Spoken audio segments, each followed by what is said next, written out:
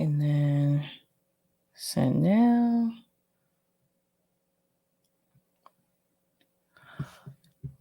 All right, Rockfin. We are always waiting on you. Why is that, Rockfin? Why are we always waiting on you? Come on, Rockfin. All right. Way to go. Rumble. Let's check you. Great. Let's go.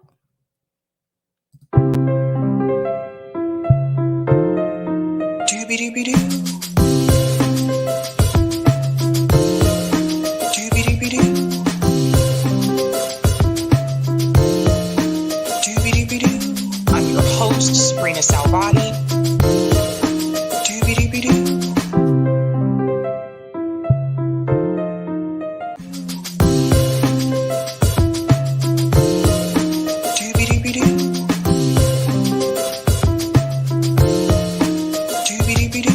I'm your host, sabrinasalvati.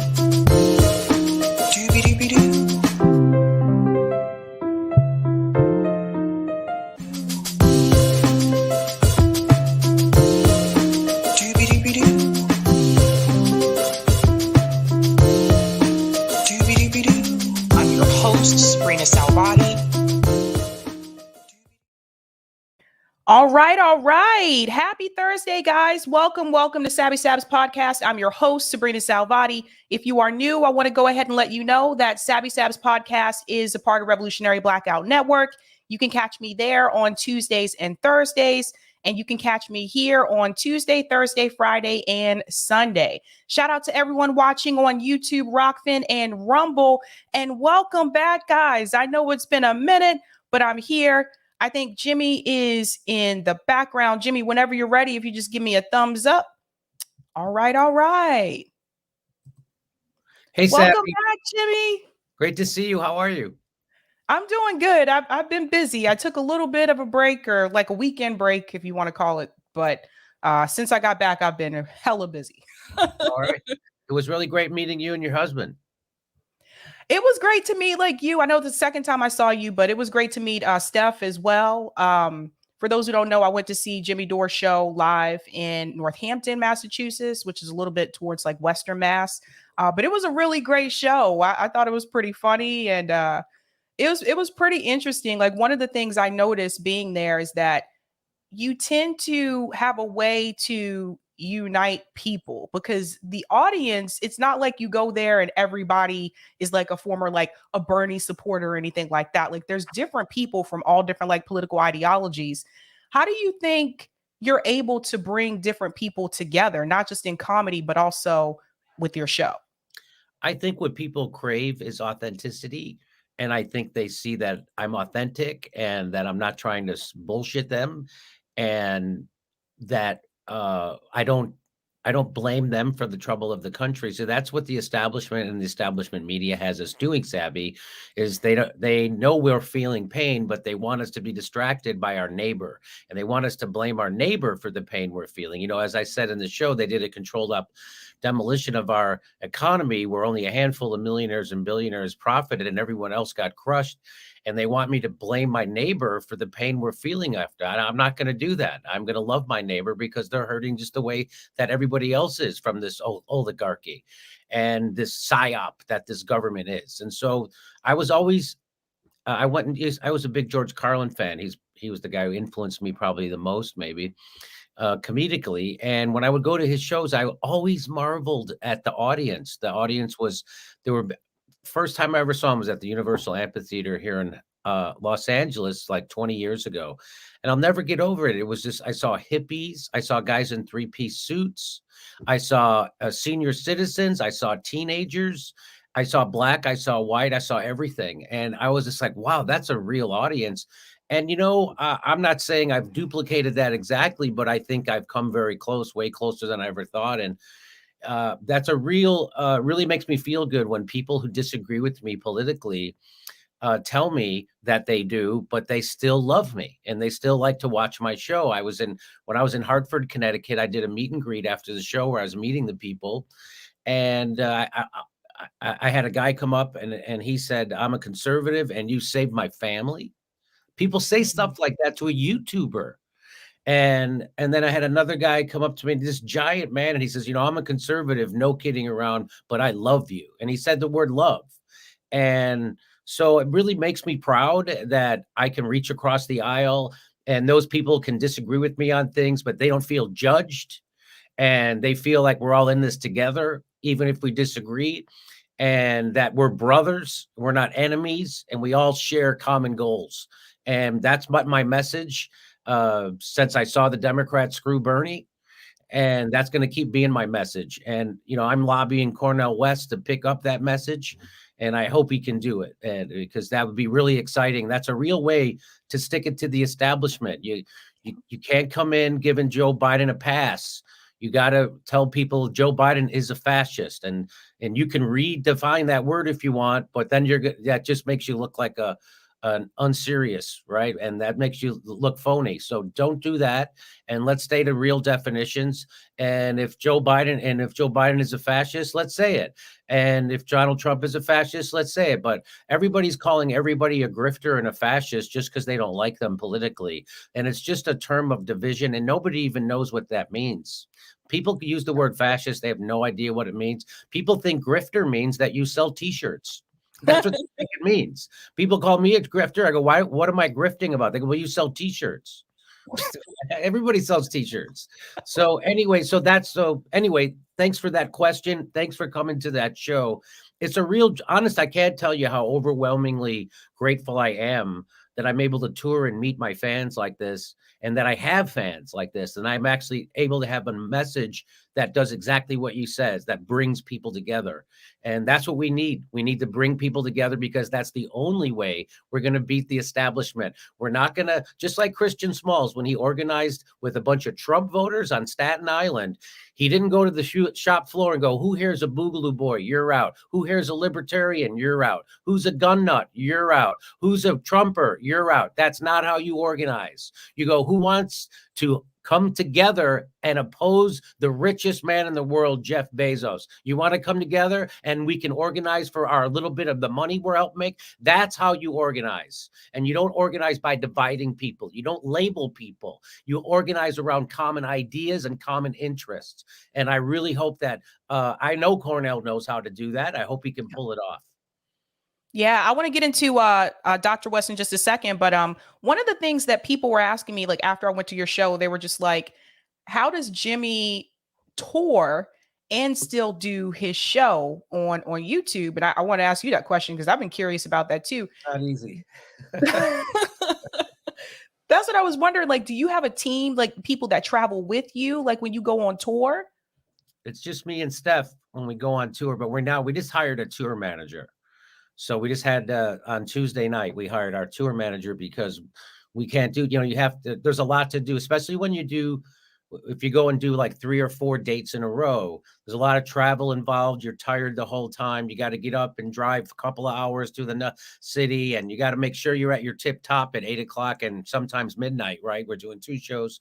Sometimes you got to make sure you're in perfect form. So you try to get as much rest as you can. You have to plan your meals. It's not easy. And then you have to do sound checks and light checks hours before the show. And then you got to try to find, and it's not easy. So we just hired a tour manager to go and do our merch, right? So when you get there, you have to set up all your t-shirts so I can grift and stuff like that. Well, we don't have anybody doing that for us. And so we need someone to do that. So you're exactly right. And it's not easy doing, we do 3 days a week in the studio, Monday, Wednesday, and Friday.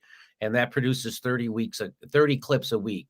And so we'd like to drop 5 clips a day. So that's been our model, and that's worked for us. And it's not easy to do it. That's why we just hired a tour manager. Thanks for asking. I can hear you. Yeah, because you're also going from, a lot of times you're going from the West Coast to the East Coast, and then there's the time difference, the time zone difference you have to deal with there. So that in itself can be a doozy, I think, sometimes. But yeah, I think a gamer actually mentioned, I was live with JB like an hour or so ago. A gamer mentioned in the chat that you might be taking a break soon, like a 2-week break. Okay. Yes. Starting next Monday, we're going to be on a 2-week break. Okay. But Jimmy, this means you're actually going to take a break this time, right? Like you're not going to do, because I know sometimes you do breaks and then I still see you pop up on your show and I'm like, what?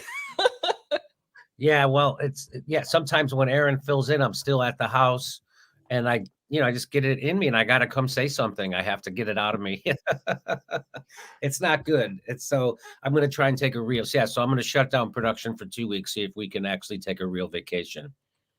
Awesome. So Cornel West. So recently, I interviewed Dr. Cornel West like the week that he did announce that he was going to run for president, running third party. I was very surprised that he was running for president because I did ask him before last time he was on the show if he would ever consider doing it. And he said he'd rather be in the crack house than in the White House. So that told me like he saw some sense of urgency, like the people need something, like it's time for people to really break away from this duopoly. And one thing I've been saying for a while before he announced is that if we had somebody with a big name run third party, this actually was entertained in 2020 with Jesse Ventura. At one point, there was talks about him possibly running. Just imagine what could have happened if he did. So now we have someone that a lot of people know. I feel like Cornel West, like he's liked by different generations. He's liked by people of different races, different genders. Like a lot of people love Dr. West. And then this happened. And I don't know if you saw this earlier today. Cornel West is already polling at 6% as a third party candidate. This is the Emerson College poll. And it says Joe Biden, 44%, Donald Trump, 43%. And then when you come down here, that was someone else, 9%, undecided, 4%. And then when you come down here and you add in Cornel West's name, he's already polling at 6% as a third party candidate. You only need 5% to get the federal funding. So he's already above the percentage to get the funding. And this is what I was trying to tell people is like, you need someone with a big name. I want to get your take on that. How do you feel about where he's polling right now? And how do you feel about his chances in this crazy system? Well, that was always, yes, it's such a perilous time and the establishment is so corrupt and people are so desperate for a third party that I even entertained it for a little while. I'm so glad that Cornel is doing it. And the fact that he is polling at 6% already, I think is a big deal. So great for him. And that's the plan was always, just like Ralph Nader laid out, that you don't have to get, if you can get 10% in the polls, 5 to 10% in the polls, you can now become a kingmaker because now neither party can get elected without you. You have 10% of the voting electorate. You can swing a vote because usually it's only a percentage or 2 points that divides the presidential candidates. And so I don't care if it's a Republican who ends the war and invests that money back here or a Democrat. I don't care if it's a Republican or a Democrat that gives us Medicare for all. I don't care if it's a Republican or a Democrat that gives us a minimum wage or legalizes marijuana, empties out the jails of nonviolent drug criminals. I don't care if it's a Republican or Democrat. And so that's what I hope happens. I hope Cornel stays in the race. I hope he builds a strong campaign. I hope he polls at 10% at least, and then he can become kingmaker or something crazier could even happen, and he could win. I think that if he has the right message, I think he can win. It's interesting because one of the things I was talking about earlier too, in reference to him, is he went from the People's Party to the Green Party. Obviously, I know you know about the issues with the People Party. I had already talked to him about that as well. But how do you feel about that Howie Hawkins faction of the Green Party, the ones who are for whatever reason now or like have pro-war talking points, which is not the They're CIA. That's all. I mean, CIA infiltrates parties and things, and that they're CIA. Is there another explanation how the guy who's in the Green Party could sound like a CIA guy? I mean, that's crazy. More than a Democrat. I mean, they were for lockdowns, they're for mandates, they're for the war, they're for Russiagate. Howie Hawkins is CIA, and if that isn't clear to people, then they're gonna be chagrined because that guy is CIA. Yeah, I can see that. I think one of the goals, at least that I know some of us have, is to get people to register for Green Party so that they can vote for Dr. West in the primary. I just found out earlier today, Chris Hedges had an interview on Bad Faith. It sounds like Jill Stein is actually going to be Dr. West's campaign manager. Oh, it's great. And this is huge because Jill Stein, she's done this. She She knows knows how to what it do it. takes. She knows how to do it. She knows like the smears that he's going to get, and he's getting some now, but it's going to get worse as we get closer and closer to 2024. And I just want people to be prepared for that. But I think that's huge that Jill Stein is stepping in there. They already called him right wing. You know that, right? You see, Yep. MSNBC says his campaign has right wing DNA. Yep. Isn't that great? I mean, it's great that they just reveal the game. They can't help themselves, right? So I've been telling people that since Bernie, that the first thing that a Democrat does, and the establishment does, if you get to the left of them, is they don't engage your ideas. The first thing they do is they smear you as a right winger, and then maybe they'll entertain your ideas. But the first thing is to discredit and smear you as a right winger, and they've been doing that to me for 7 years now. And so it's great to see it happen to somebody like Cornel West because it sounds so ridiculous. No, I agree. And my thing is just have the conversation with that person. And it seems like obviously some people just don't want to have that conversation. But one of the things I noticed too, the week that he announced, mainstream media immediately covered it. He was immediately on mainstream media. So that actually debunks that myth that people say that third party candidates will not get the coverage. As I said before, if it's someone with a big name, they can get that coverage.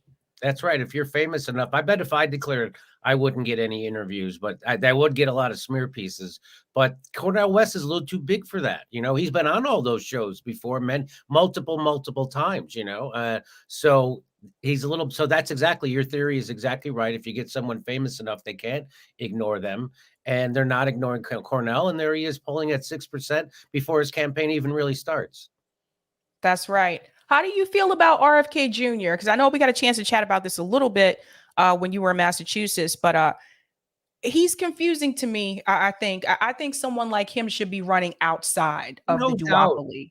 No doubt about it. It makes absolutely no sense that he's running inside the Democratic Party because you and I know that they're not going to let him win. That's why they have super delegates. They don't have super delegates to make sure the will of the people is expressed. They have super delegates so they can control the establishment, and the billionaire class can control who the Democratic nominee is.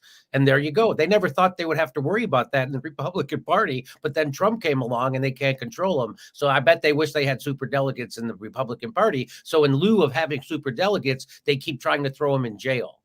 And so I really wish RFK Jr. would run, but it's too late. He's going to run as a Democrat. I think it's sweet. I think it's great that he's run. I mean, the fact that he's in the race, because he will put a big hurt on Joe Biden and he'll expose him, and that'll make him more susceptible to Cornel West.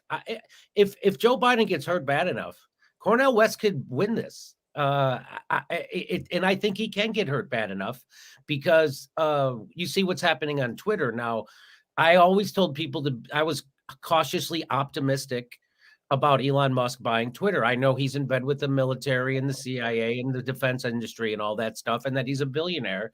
But all he had to do was this, what he's doing right now, exposing Peter Hotez and the COVID lies, and exposing that the establishment runs from honest debates, because we all know the truth doesn't mind being questioned. It's lies that doesn't like scrutiny. And so he's exposing that right now. And that is a huge, huge thing. If he does nothing else with Twitter, this is worth him buying it, because now people can expose the fraud that Fauci is, that Dr. Peter Hotez is, that Walensky is at the CDC, Collins is at the NIH, that the whole thing was, right? And that's why, remember, that's why Tucker Carlson got fired. He didn't get fired for lying, just like Julian Assange isn't in prison for lying. Edward Snowden isn't in Russia because he lied. They didn't torture Chelsea Manning because she lied. They did all that because those are the people telling the truth, right? And so when Tucker Carlson told the truth about Ukraine, and then he brought RFK Jr. on his show to tell the truth about how Big Pharma corrupts corporate news, they had to fire him the next day,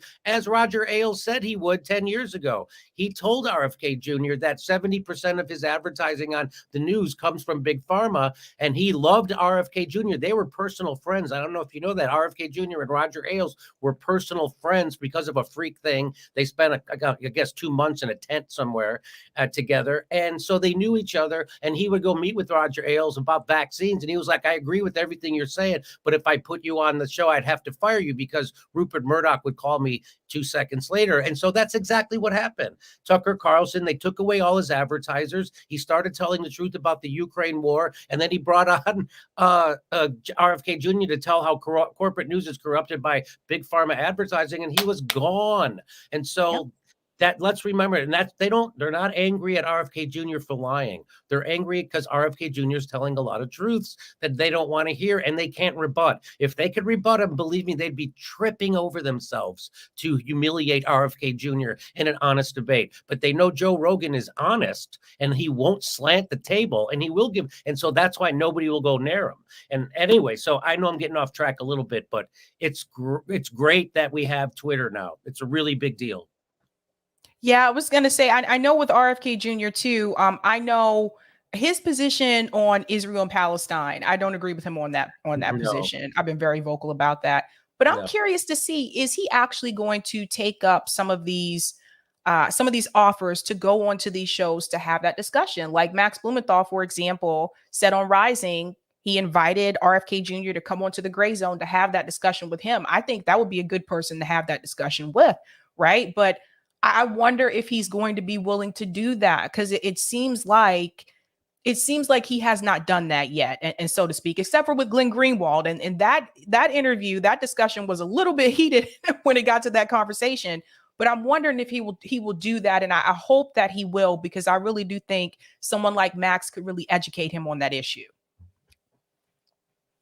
Do you really think it's because he's not educated on? I don't know what it is. It's like you said before, it's confusing. There's a chance that he doesn't understand the Israeli-Palestine argument, I guess. What was also surprising to me was when he admitted that, he didn't get Russiagate right and that he fell for that. Like, how the fuck? And then I don't, that was mind-blowing to me. And he was wrong on the Ukraine war at first, but now I guess he's got his mind right and he got the info. And so that's good to see. He gave a fantastic speech in New Hampshire, was it 2 days ago, about war, about the biggest job of the president is to keep America out of war. Holy cow. Can you imagine that? They're going to kill him. There's no way that they're going to let him be president.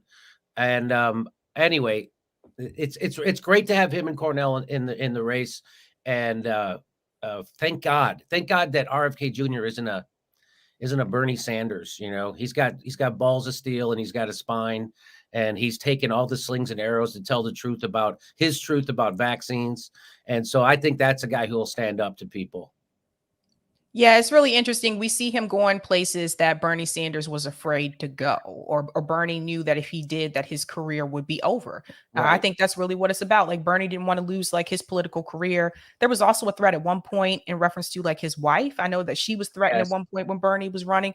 So he just didn't want, I felt like you can't come out here and call for a political revolution and you're not really willing to take part in the revolution part. Yeah, remember he would start every speech, sounds like you're ready for a revolution. Well, guess what? I'm not. And I'm going to just go ahead and suck Joe Biden's cock. And that's what he's been doing. Yeah, it's a mess. Do you think they're going to put someone in Joe Biden's place? Because these are some of the rumblings I'm hearing. Some people are saying that they think Gavin Newsom, they're going to like swoop him in and get him into place. And my whole thing is, I don't live in California. You do. But my thing is, fix California first. Yeah, because I've talked to so many people that have vacated California and have moved to cheaper states because they just like, we can't afford to live here anymore. He's got a horrible track record in California. I don't know he's got nothing to run on except his hair. But it does look like that he is this for the last at least 6 months. He's been angling to run for president. He's been taking on DeSantis. He went to Florida for a fundraiser, I'm pretty sure. So I don't understand. So that's what it looks like. Or maybe he's just doing that to try to encourage the Democrats to throw Joe Biden over the bridge, right? Maybe that's what he's doing, hoping that they will do that. Because the people who have to decide this is Wall Street. Those are the people who chose Joe Biden in the first place, and those are the people who put him in the presidency. So if the handlers on Wall Street decide that they can't do it with Joe Biden again, they're going to have to look for someone else. Now, the first person they chose was Kamala Harris. She was their first knighted candidate, and she got it on Martha's Vineyard. She was the first one for the 2020 election. Well, she couldn't get a vote. So then they had to switch gears and they went to their next second most reliable tool. Joe Biden's been a tool of Wall Street his entire career, in the banking industry, in the credit card industry, the financial services industry, his entire career. That's why you can't declare bankruptcy, because of Joe Biden. So they went to him. So that's how this happens. So it's not going to be and it won't be a political person. It'll be someone from the donor class, or a group of people from the donor class, that will decide if Joe Biden is a viable candidate or not, and who will be the second one. And then they will choose that person. And it seems like Gavin Newsom is positioning himself to be that person when they decide to choose. That's what I think is happening. And I honestly think if Joe Biden were to stay in this and he wins, if he were to win, I think he would resign that first year and you guys would be stuck with Kamala Harris. Yeah, I bet you that's what they would do. They don't care if Kamala Harris is president. They would love it, because she's even, she'd be like their, if it was like if Dan Quayle became president, that's too old. Or if they love, like when George Bush was president, they completely controlled him, right? Because they just put Dick Cheney in there, and then he controlled the whole show. And that like they like an empty head, and Kamala Harris is an empty head. I agree. Jimmy, what's your take on, in reference to the Russia-Ukraine war? So I'm hearing news, I feel like every other day, coming out from that conflict. What's really interesting to me is that I just saw recently Ilhan Omar on Twitter complaining about Modi coming to visit the White House. And she listed off all of these items that she said were very problematic in reference to Modi. And one of them was racism. And so I replied to Ilhan Omar and I'm like, didn't you vote to like fund Nazis in Ukraine? Like, it's just, it's the hypocrisy from people like her, from people like AOC. It's like they want to call out other things that are not in their interest, especially if it's being pushed by the Republican Party. But they're guilty of this too, because they supported this war. And I still don't hear any of them calling for any type of peace. Most of the peace, people calling for peace or calling to end it, are either on the Republican side, the Libertarian side, or it's the activists outside fighting for those things, not the Democrats for the most part. Hey, turns out the Justice Democrats are a bunch of war pigs. Bunch of goddamn war pigs. The worst thing you could be as a lefty, they're war pigs. That's the worst thing you could be. And they are that. And you're going to have people like Crystal Ball and Kyle Kalinske tell you to vote for them. And that's the smart thing to do, because they're millionaires and they don't give a shit what happens in this country. They just want to go to parties. So yeah, it's I don't know what else to tell you. It's crazy. And I also think the other thing too, Marianne Williamson, also another candidate that's challenging Joe Biden. Again, I said the same thing to her. You should be running outside of the duopoly, not in it. She already ran before, so she already knows like what's going to happen. And when we look at the polls, like she's not polling, I think, the way that some people thought that she would. I felt like her takes on the war situation, I'm like, you kind of sound like Joe Biden to me. So why would people vote for you if you're making some of the same talking points that Joe Biden is making? Yeah. Yes, I agree with you. I don't know what else to say about it. I don't know what else to say. I agree with you. It's why do you think she's running? Oh man, I'm gonna be honest here, so brace yourself.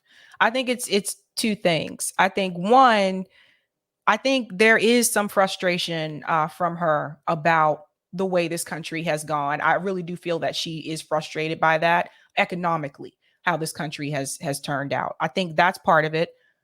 But to add to that, she was also asked to run. She was recruited. Like Kyle and Crystal, they admitted this on the show that we are trying to get you to run. So she was recruited to do it. And then the other thing I think is just this feels like a vanity project to me, because I feel like you've already been in. I said the same thing to Andrew Yang when he was on this show. I was like, what is this whole point of this forward party? He's like, well, it's more like a caucus, not a party. You can be a Republican or a Democrat or independent, but you're still third party. I'm like, what is the point of this? I said, that doesn't make any sense. When people ask for a third party, they want something separate from the duopoly. They don't want someone who's a part of the duopoly. That doesn't work. So to me, it's not genuine. It does not feel genuine to me. And that's a big part of the problem, I think. But again, I think a big part of it was she was asked to do it.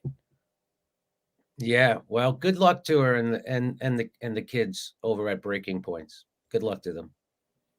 Do you feel that like when it comes to independent media today, because I know like when I started watching left independent media, this was, Bernie 2016. So things were a lot different back then. Do you feel like there seems to be this model now that people feel like they have to follow where they have to basically surround their channel around a left or progressive candidate in order to succeed? And I ask that because of the Bernie Sanders movements. I feel like that helped a lot of people grow when Bernie ran 2 times in a row. But then after 2020, it seemed like people just kind of seemed like they were in limbo. It's like, what do we do now? We don't have a candidate. And now there is a progressive candidate, but it seems like that's not the person that most people wanted. Yeah, I don't know what. So what's the question? Do you feel that, like in reference to independent media now, do you feel like because of that Bernie movement that people feel like they need to have a Oh, progressive candidate to push? oh, okay. So, well, I can tell you for sure that being a Bernie Sanders, that whole Bernie Sanders movement is what really helped launch my channel. And, I was very vocal. Even after the Young Turks had given up on the Bernie Sanders campaign, I stayed with the Bernie Sanders campaign. And that's what I had that saying, don't freak out. And because people were freaking out, and I'm like, no, don't worry, he's going to be good, he's going to make it to the convention, we're going to.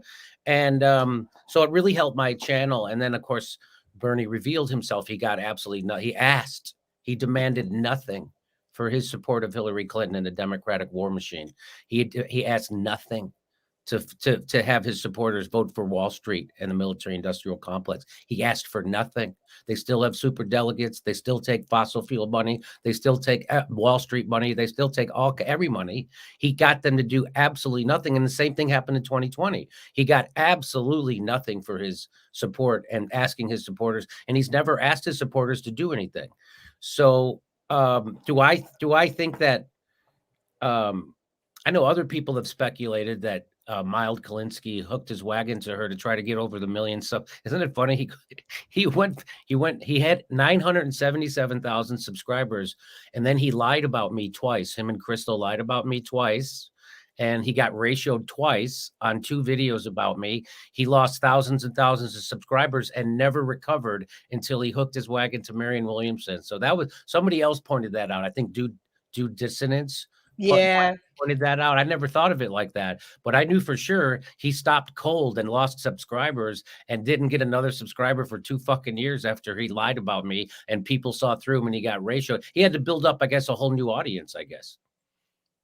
Yeah, it's I think 2024 is going to be wild because this time is different. I feel like everybody is not aligning around the same candidate. Whereas before, for the most part, we were all like, yeah, let's support Bernie Sanders. And now it's just like it did not work in that way. I think that people thought it would with Marianne Williamson. I think they thought people would be excited about Marianne. I was not excited about Marianne. I was just like, after Bernie, this is where we go. Could you imagine supporting someone inside the Democratic primary and it not be RFK Jr.? It just seems crazy. I mean, Maybe I'm me. I'm with you. I'm on the independent. I'm third party. I'm all that. I know they're going to crush them and all that stuff.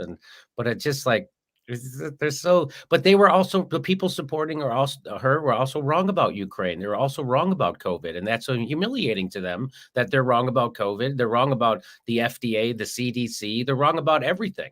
They're wrong about lockdowns. So I bet they're humiliated and embarrassed, and that's why they can't bring themselves to support RFK Jr. And then she did that stupid interview with him and then again, same thing. She was right at 970 something thousand. And she did that. They lost thousands of subscribers because everybody saw what a bad faith job Crystal Ball did with RFK Jr. And that she would fit right in at MSNBC, and everybody sees that. So yeah, that's my answer.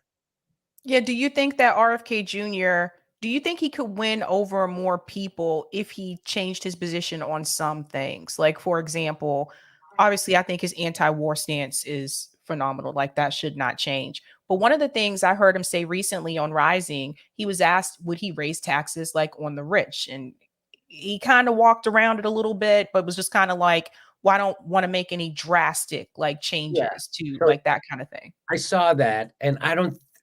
To me, it looked like a politician trying to make sure he didn't get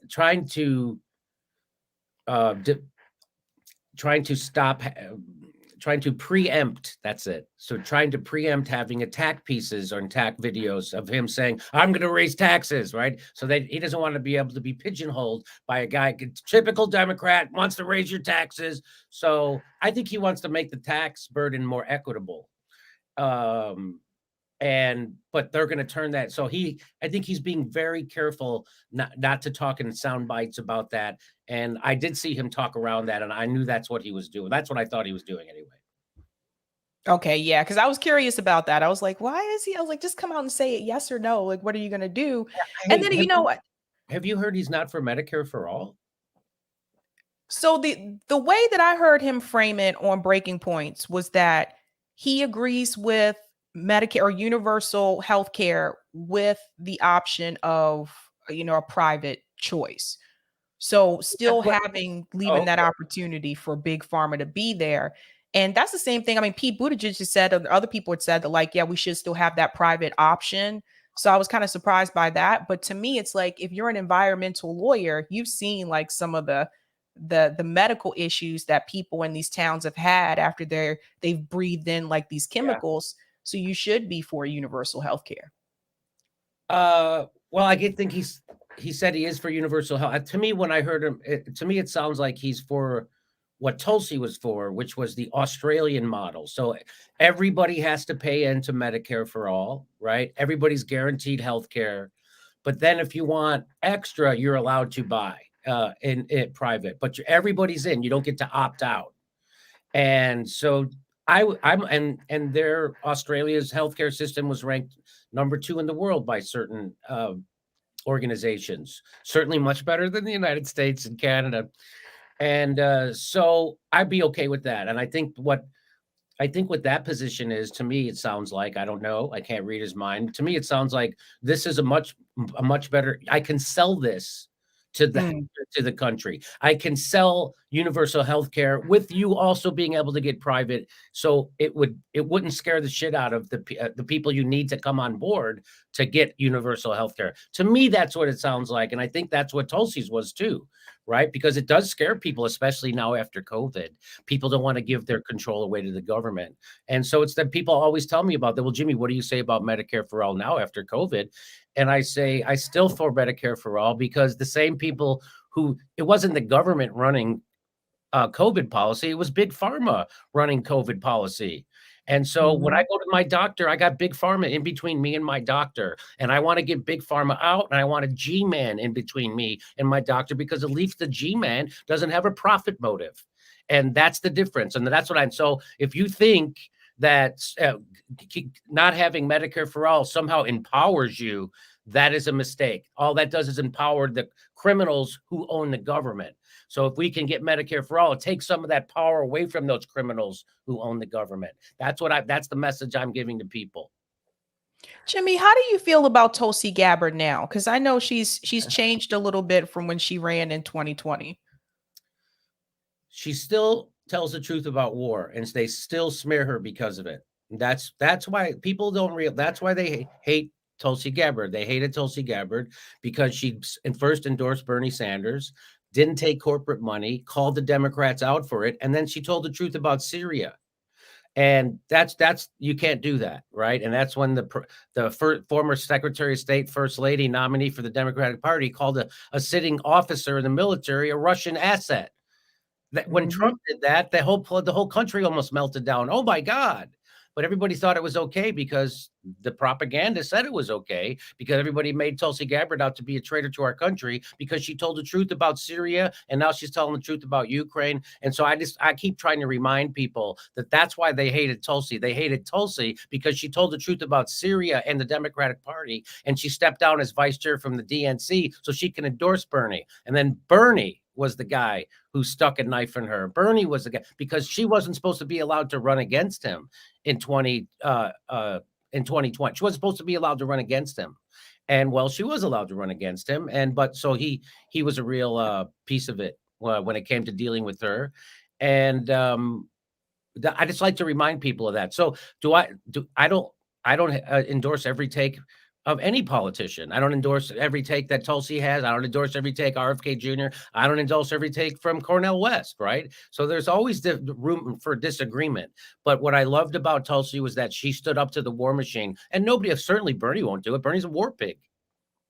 Yeah, she was basically next to be the DNC darling. Like they loved Right. Tulsi Gabbard when she walked in lockstep with them, but the moment she decided to endorse Bernie Sanders, that was a big. They're like, "That's it. Your political career in the Democratic Party, you might as well just pack it up." That's right. And that's when everybody started talking about Modi. Yeah.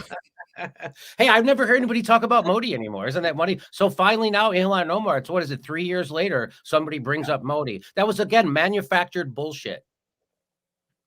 How do you feel about in reference to like Julian Assange? I mean, I know you're obviously pro like free the political prisoners. How do you feel about like when we talk about people like Julian Assange? There's other political prisoners I just interviewed. They were the Peltier kids, Leonard Peltier, another political prisoner. How do you feel about most of the time, most of these candidates don't even mention it?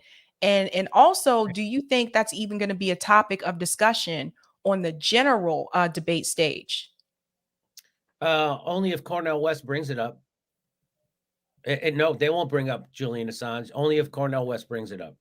So hopefully he'll bring it up, and hopefully they'll have debates. I bet they're going to find a way not to have debates. What do you think? You mean in the general election? Yeah. Well, I hope if that happens, I hope the American people see through that. They already got, the debates used to be run by the Women's League of Voters or the League of Yep. Women Voters.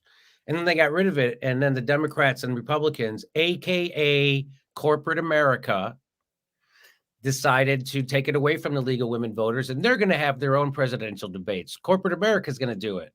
I mean, the people who own the Democrats and the Republicans. And so that's why we have the debates we have. And that's why we have the shitty questions we have. They pick the journalists, and they pick the candidates, and they pick the format. It's all controlled. This is all theater. Those aren't real debates. Do you think that because Kim Iverson was chosen to do this, by the way, like my audience said they thought that Kim Iverson should host like her own primary debate for these candidates, for RFK Jr., for Marianne Williamson, and now Cornel West. I asked Kim about it, and Kim said that she thinks it should be bigger than her. And then other people brought up people like Joe Rogan. Do you think that Joe Rogan could be someone good to host like just a separate thing for the American people to see? Yes, I think he would be great. I don't think he's interested in primary politics. Hmm. I think that it doesn't matter how big or small Kim's channel is. I think that that show would be big. You know what I mean? Even if it was on a tiny channel, that would be that piques everyone's interest. Everyone would tune in to see it. So it would be great to see her do it. I think so too. Just that way, the American people at least get to hear how they feel on these issues in some way, shape, or form. Like, obviously, we know the Democratic Party said they're not going to do that in the primary. But at the same time, if there's another outlet that's willing to do that, I think that would be huge, even if Elon Musk did it on Twitter. But the Democratic Party doesn't allow their candidates to debate outside of sanctioned debates, right? So they can't. They're not allowed. If you're running in the Democratic Party and you want to go do a debate that's not sanctioned, I think that's not okay. Wow. I'll ask your audience to fact check me on that, but I'm almost positive that that's the case, because I remember last time somebody wanted to have a debate, and the DNC said you can't do that. You can't have a debate outside of the blah blah blah. So your audience fact check me on that, but I'm pretty sure that's true. Oh, that sucks. Do you think any of these candidates, like, do you think RFK Jr. or Marianne Williamson, for example, when they lose, because I don't think the DNC will let them have a chance, do you see either one of them possibly doing a dirty break? Only RFK, but I don't see it. I mean, if of the two, I would put the money on RFK to do it, because he's signaled he won't endorse Joe Biden. He hasn't said it explicitly, but he said he's not going to endorse anybody who's a warmonger, or I might be paraphrasing. Now, Marianne Williamson is going to endorse Joe Biden. She's, I don't know if she said as much, but it's obvious that that's what she's going to do. So, yeah, I don't know, no chance of hers, but there is a chance of RFK Jr. going rogue. But you know, I did we ever find out, Sabby, for sure? I saw in your interview with Marianne Williamson, you asked that you said you made the assertion that they all have to sign an agreement that they have to pledge to the winner of the primary. And she said she never had to sign something like that. So do we ever find out? Did you ever find out if that was real? I haven't. So Jesse Ventura, when I interviewed him, he was the one that actually told me about that they have to, there's this pledge that they have to sign. And so apparently, like when Bernie Sanders ran in 2016, Jesse Ventura approached him at the very beginning and said, if you lose to Hillary Clinton, will you join me in starting a third party movement? And he said Bernie Sanders told him, nope, I've already pledged to support Hillary Clinton. Oh, wow. The very, very beginning. You should I think you should bring him on, Jimmy. I'm not sure if you've interviewed Jesse Ventura, but you should bring him on because he revealed a lot of information in reference to that particular race. I used to fill in for him at RT. I used to be the fill-in guest host for Jesse Ventura. Yeah, I know. I miss RT. I feel like everybody, like Lee Camp, Abby Martin, Jesse, Chris Hedges, they all had really good shows on there. Yeah, they all missed COVID, but who cares? Isn't that funny? They all got it wrong. Yeah, I think a lot of that came from like the fear mongering from mainstream media. And if you were my state, like we were completely shut down. So it was just like, what do you do? I feel like we couldn't really reach the outside world, so to speak. Meanwhile, friends of mine that lived in Florida, they were just living life as normal, like nothing had happened. Just living life, man. I know. And we made fun of them. And yeah, I don't know. I don't know how people, once I found out that they were suppressing doctors, right? That they were censoring and who they were censoring. I don't know. I was just like, and how could you not be pissed off? I still don't understand how my friends in comedy and my friends in YouTube in politics aren't screaming and don't have rage, which I do have. I have rage over the COVID policy and the way people weren't allowed to ask questions and how everybody shamed people for asking questions. Like somehow that was the smart thing to do. Like being in an intellect wouldn't question the vaccines. An intellect wouldn't question COVID policies. An intellect never questions authority. That's what they were doing. That's what they were saying. And those people, why now that we now know for sure that from Peter Hotez to Dr. Fauci to Walensky to Collins to every person on corporate news, they were lying about COVID, just like they lied about ivermectin and Joe Rogan, and they colored his skin green. And Sanjay Gupta admitted they were all lying about ivermectin on CNN. And they're still not mad at them. They still have all their ire is for people who question the official narrative. People still have ire for me. And I haven't, and they still call me anti-vaxxer. It's crazy. Yeah. And they'll never apologize. Kyle Kalinske did the same bullshit. Called people like me and me specifically an anti-vaxxer because I was right about COVID and he didn't know a goddamn thing about it. I don't understand how people aren't angry over COVID. I mean, angry over what the government did to them because there was never any science for masks. There was never any science for lockdowns. There was never any science that said that we could vaccinate our way out of the pandemic.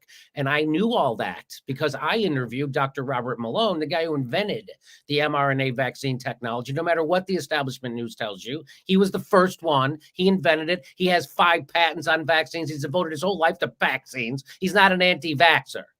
Right? He's a guy who's telling the truth. Who's a doctor with an narrative that's counter to the big pharma. And that's why they made you think he was a kook, just like they have to make you think that RFK Jr. is a kook and that I'm a right winger and that Cornel West is a right winger. They have to discredit you. That's all they have is narrative control. And that's why it's so bad on Twitter. They've lost narrative control on Twitter. And that's why their hair's on fire trying to figure out. And you see how, remember when Elon Musk was everybody's hero, everybody's golden boy, and then all of a sudden he buys Twitter. He's the worst guy. He's a white supremacist.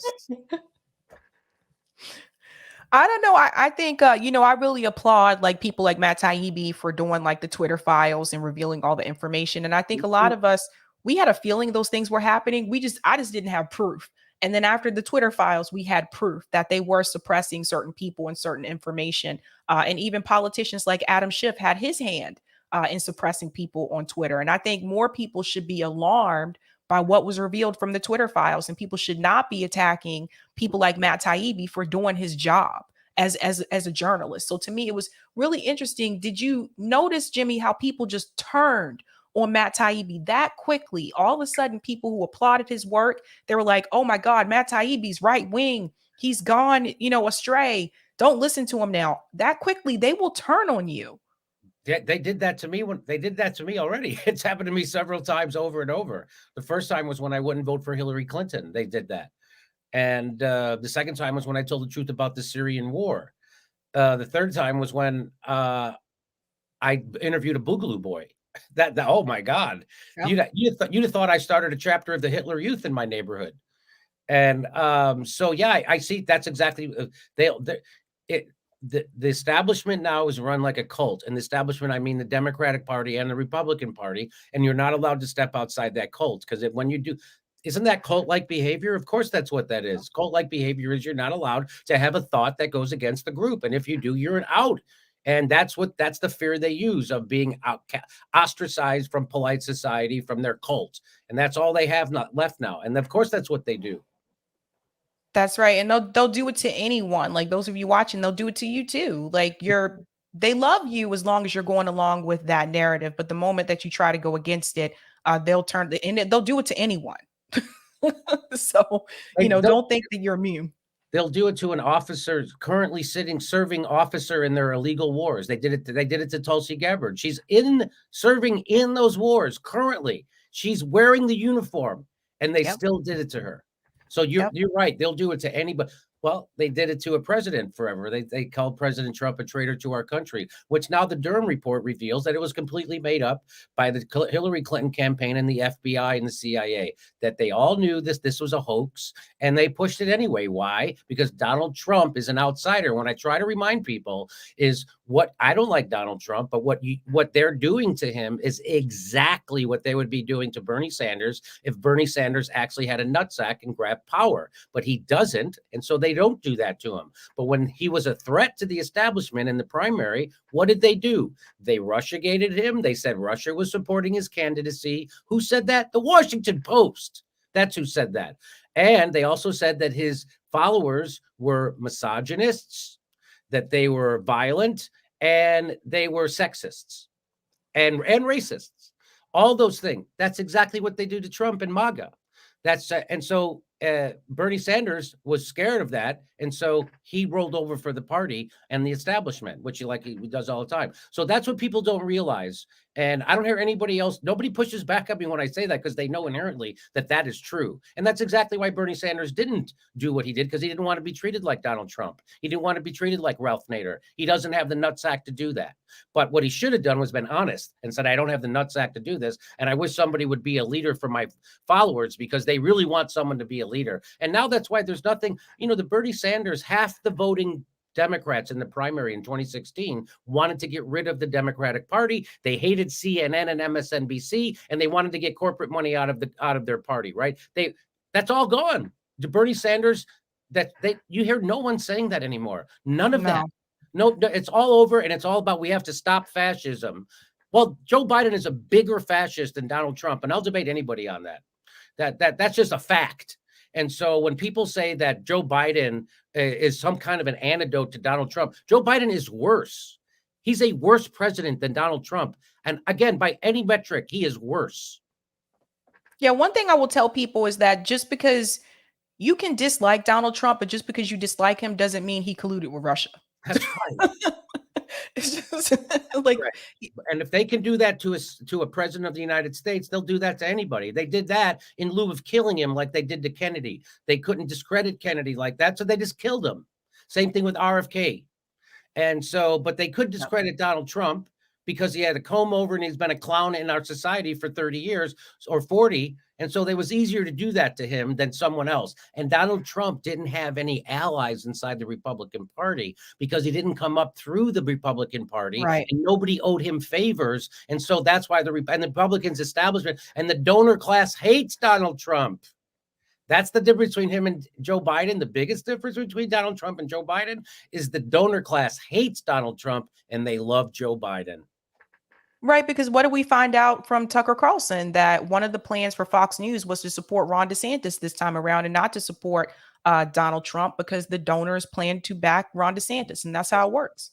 Oh, I didn't know that Tucker revealed that. That's interesting. Of course, that's the truth.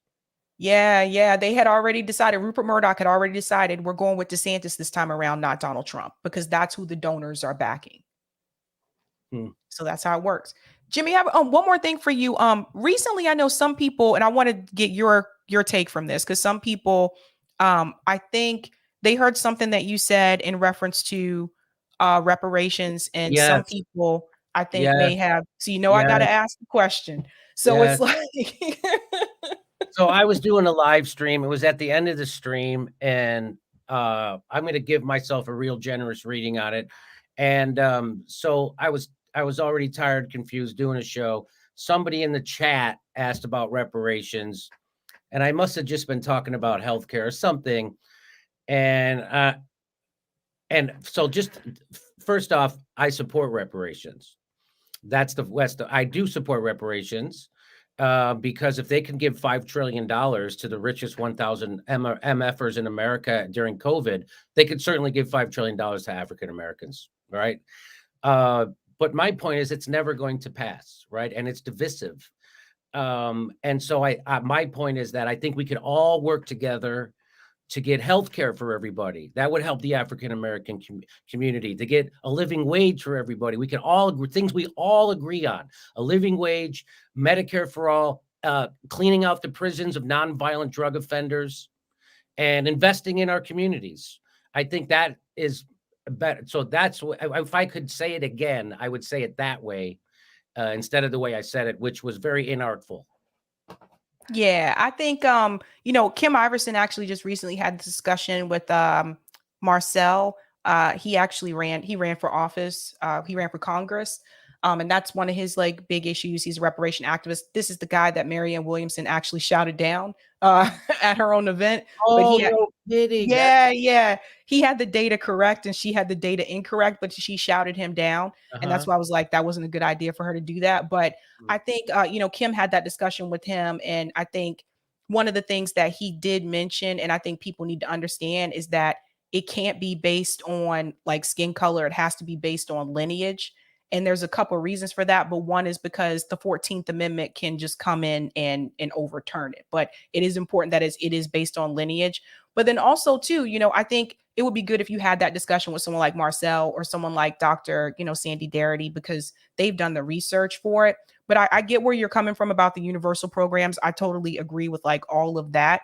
I think just what we found from the research, though, is that even after all those universal programs are implemented, we would still be at the bottom. So I think that's a big part of the push. But yeah, I had to ask, Jimmy. Sorry, I had to ask. No, I'm glad you asked. I appreciate the opportunity to clarify what I meant by that. So I really do actually appreciate it. So thanks for bringing that up. Awesome. All right, Jimmy. So one more question, because I know you have to get going soon too. So I know you're going to be taking a break, or two-week break. Yeah, till July 10th. We'll be back in studio July 10th. Oh, okay. So is anyone filling in for you? No. The whole company's shut down for 2 weeks. Oh, wow. Okay. So just wanted to make sure I cleared that up so people wouldn't be confused and be like, where is Jimmy? I haven't seen him live for like 2 weeks.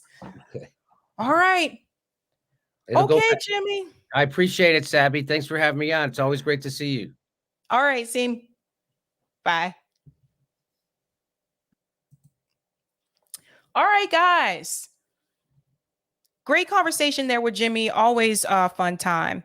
So I hope you guys enjoyed that. If you didn't have a chance to do so, go ahead and hit that like button. So yeah, just to remind you guys, I wanted to clarify that so people wouldn't be confused. But yeah, it seems like he's going to take a break for 2 weeks, which means no one's going to be filling in. So just FYI, I don't know what you guys are going to do because I know a lot of you love to watch Jimmy when he's live. So I don't know what you guys going to do for those 2 weeks. I don't know what you're going to do. But let's go ahead and get started. I have a couple of comments here. I want to get to those, and then we'll get to the news stories. Shout out to Aberdeen71. Thank you for the super sticker. What's going on, Sam? Thank you for the super chat. AMLO created a new party in 2015 and ran on ending the corrupt mafia-like state. Denounced both parties as representing the same interest. He crushed with a majority in 2018. No lesser of 2 evils BS. Thank you for that. And thank you for the super chat, Janice. He needs 15% in multiple polls to be included in the televised debates. DNC and RNC jointly controlled calm of presidential debates requires 15% in 5 polls of their choosing to make the debate stage. Yes, thank you for saying that, Janice.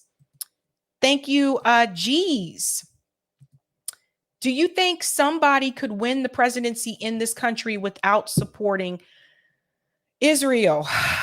That is a good question, G's. Good question. I'm asleep on that. Thank you for the super chat, InShake. Glad to see Jimmy here with you, Sabby. And thank you, Historic Teachings. Tulsi should join the Green Party, West Vice President 2024. That would be an interesting matchup. I haven't heard Cornel West say who he would consider to be like his running mate, but that would be interesting. Last I heard, I think Tulsi may be leaning more towards RFK in reference to a running mate, but that's not confirmed, but that's what I've heard. All right, quick shout out to everyone who is a Sabby patron. Thank you guys so much for your support. Really do appreciate it. If you're interested in being a Sabby patron, I have 5 categories: Ultimate, Sabinators, Sabsters. Don't forget about those Sabbies. And of course, members. All of their names are listed here. You can also see their names scrolling across the bottom of the screen there on the ticker. And I want to give a shout out to a new Sabby patron. Over here, we call them newbies. Let's give it up for Alan Seaworts. Thank you so much, Alan. Thank you guys so much for your support. Okie doke. What else are we going to discuss tonight? I'm going to go ahead and show that thumbnail and we'll get into those stories. I think we have a lot to say about corruption tonight, guys. Tonight, of course, Jimmy Dore was just here. We are also going to discuss Hunter Biden pleads guilty. I kid you not. But is it what you think it is for? And is it enough? We're also going to discuss Blackrock is exposed. And last but not least, college decline. What is happening with high school students and how are colleges being affected? That is a huge story I think people need to pay attention to. But first, we're going to go into Blackrock. Now, I don't know if you're aware, but we've talked about Blackrock a couple of times on this show. For those of you who are new, you may not know that. And one of the things I've continued to tell people is that Blackrock is one of the largest, most dangerous companies in the world. Not in the United States, but in the world. And now, some of those things that I spoke about before are now being confirmed by people who used to be a part of Blackrock. So if you have not heard, James O'Keefe, he actually started a media company. And what James O'Keefe has done is he's hired a citizen journalist to go out there and to basically expose corruption. This recent story here, Blackrock recruiter who decides people's fate spills info on the company's world impact. So this is just another piece here that proves what I've been saying to you before. We're going to go into this clip here, and then I have 2 other clips I want to show you why you need to be concerned about Blackrock. So this gentleman here says he was a recruiter of Blackrock. Listen to this. They don't want to be in the news. They don't want people to talk about them. They don't want to be anywhere on the radar. Why not? I don't know, but I suspect it's probably because it's easier to do things when people aren't thinking about it. All of these financial institutions, they buy politicians. So one thing that he said there that I think is clear is that they don't want to be in the news. They don't want to be talked about. You ever notice you rarely hear about Blackrock being mentioned in the news? You'll hear Disney.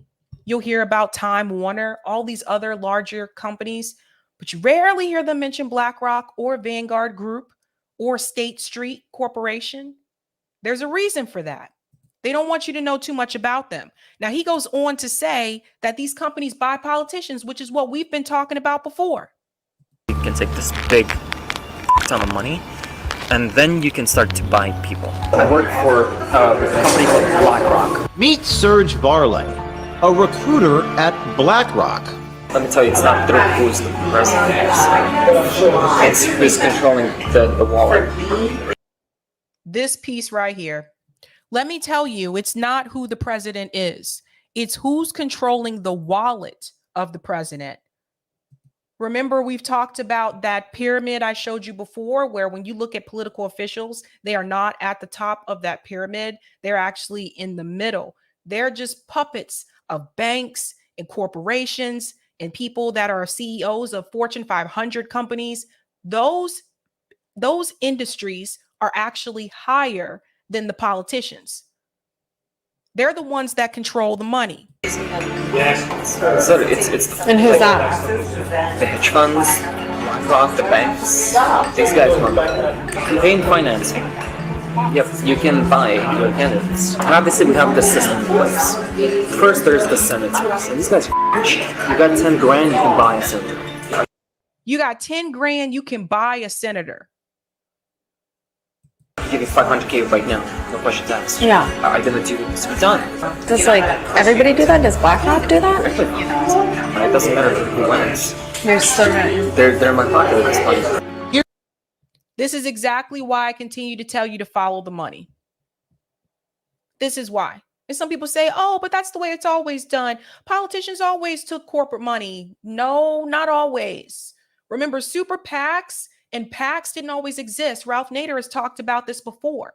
The game changed in politics when those were introduced. Everything changed after that.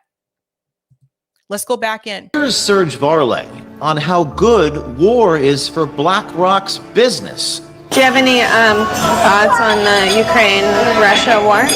Yeah, I mean, I do have thoughts. What are they? Ukraine is good for business. You know that, right? I'm going to turn it down just a little bit, guys. Sorry. I think it's just a little. Oh, I guess I can't.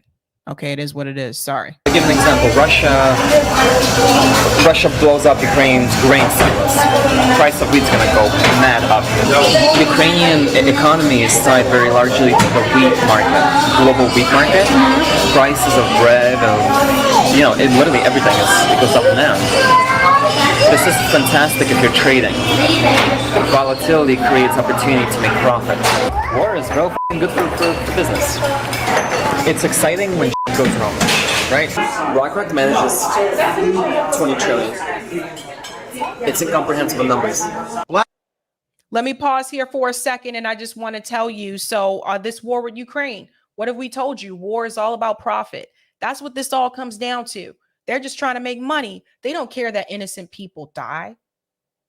They don't care that we have to struggle with inflation. They don't care that we have to pay more for gas or for groceries. They don't care. This is all about money. You take away the money, you take away the corruption. BlackRock Serge Varley says all of this is above a normal person's understanding. You're like an undercover reporter. No people don't give a shit. This is beyond them. The whole thing of like domination from a concept it's so interesting.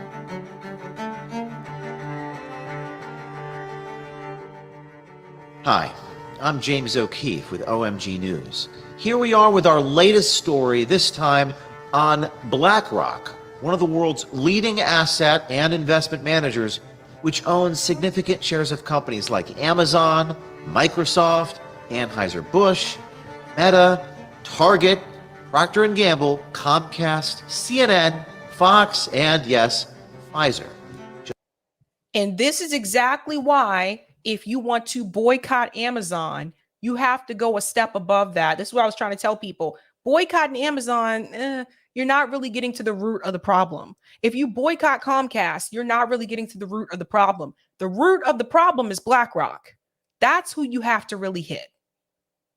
They own so much, you guys. One of the most largest profitable and dangerous countries in the world. And most people that you talk to probably have never even heard of them. And that's the way that they like it. Just to name a few. At OMG, we do not shy away from exposing powerful companies, and we're not afraid of powerful people. So we decided to take a look for ourselves at the influence BlackRock has on our politics and the influence they have on our culture. So to do that, what better place to start a hidden camera investigation than into a self-described gatekeeper at BlackRock? Like, you're kind of like a fucking gatekeeper at Blackrock. Yeah, I am. I decide people's fates. Every fucking day, I literally decide how somebody's life is going to be shaped. That's so powerful. I love it. Yeah, it's I don't know, the whole thing of like domination from a concept is it's so interesting. Introducing Serge Varley, whose LinkedIn says he's worked for Morgan Stanley, Citadel, and now as a recruiter at BlackRock. I looked up his LinkedIn, by the way, and I couldn't find him. So maybe he has either made it private or he has deleted it after this was released. I don't know, but I could not find him on LinkedIn. Let me know if you could. I work for a company called Blackrock. I'm not actually a finance guy. I know what happens because I'm recruiting people who do these things. I'm the person who headhunts people from other firms. So I would approach you and be like, hey, this is a good reason why you should come work for us. Serge tells us who really runs the world, how they do it, and just how much it costs to buy people, like politicians. Let me tell you, it's not through who's the president. It's who's controlling the wallet. So it's the, And who's that? the hedge funds, BlackRock, the banks. These guys run campaign financing. Yep, you can buy your candidates. How so? All of these financial institutions, they buy politicians. How do they run the world? You acquire stuff. You diversify, you acquire, you keep acquiring, you spend whatever you make in acquiring more. And at a certain point, your risk level is super low. Like, imagine you've invested in like 10 different industries, from food to drinks to like technology, right? One of them fails, it doesn't matter. You have 9 others to back you up. Risk. That's the big part. I'm going to show you a video clip that actually shows you what that looks like in pictures, so you can see that with BlackRock. But that's the thing. That's why I said if you boycott one company, it doesn't matter because they have all those others. How do you boycott a company like BlackRock? That's really difficult to do. But if you talk to most people, you need to ask yourself, why is it that most people don't even know that this company exists? Why is it that most people have never heard of Larry Fink, but they know Elon Musk and Jeff Bezos? As I said before, those people are the obvious rich people. You need to focus on the people that are rich that are not as obvious, and then ask yourself why that is. There's a reason why these people don't want to be seen. Management is inherently in just about everything. And in the finance space, it's all about it's all about the money you make. You don't let it sit. You keep using it over and over, and Reinvest. Yeah, and it exponential growth.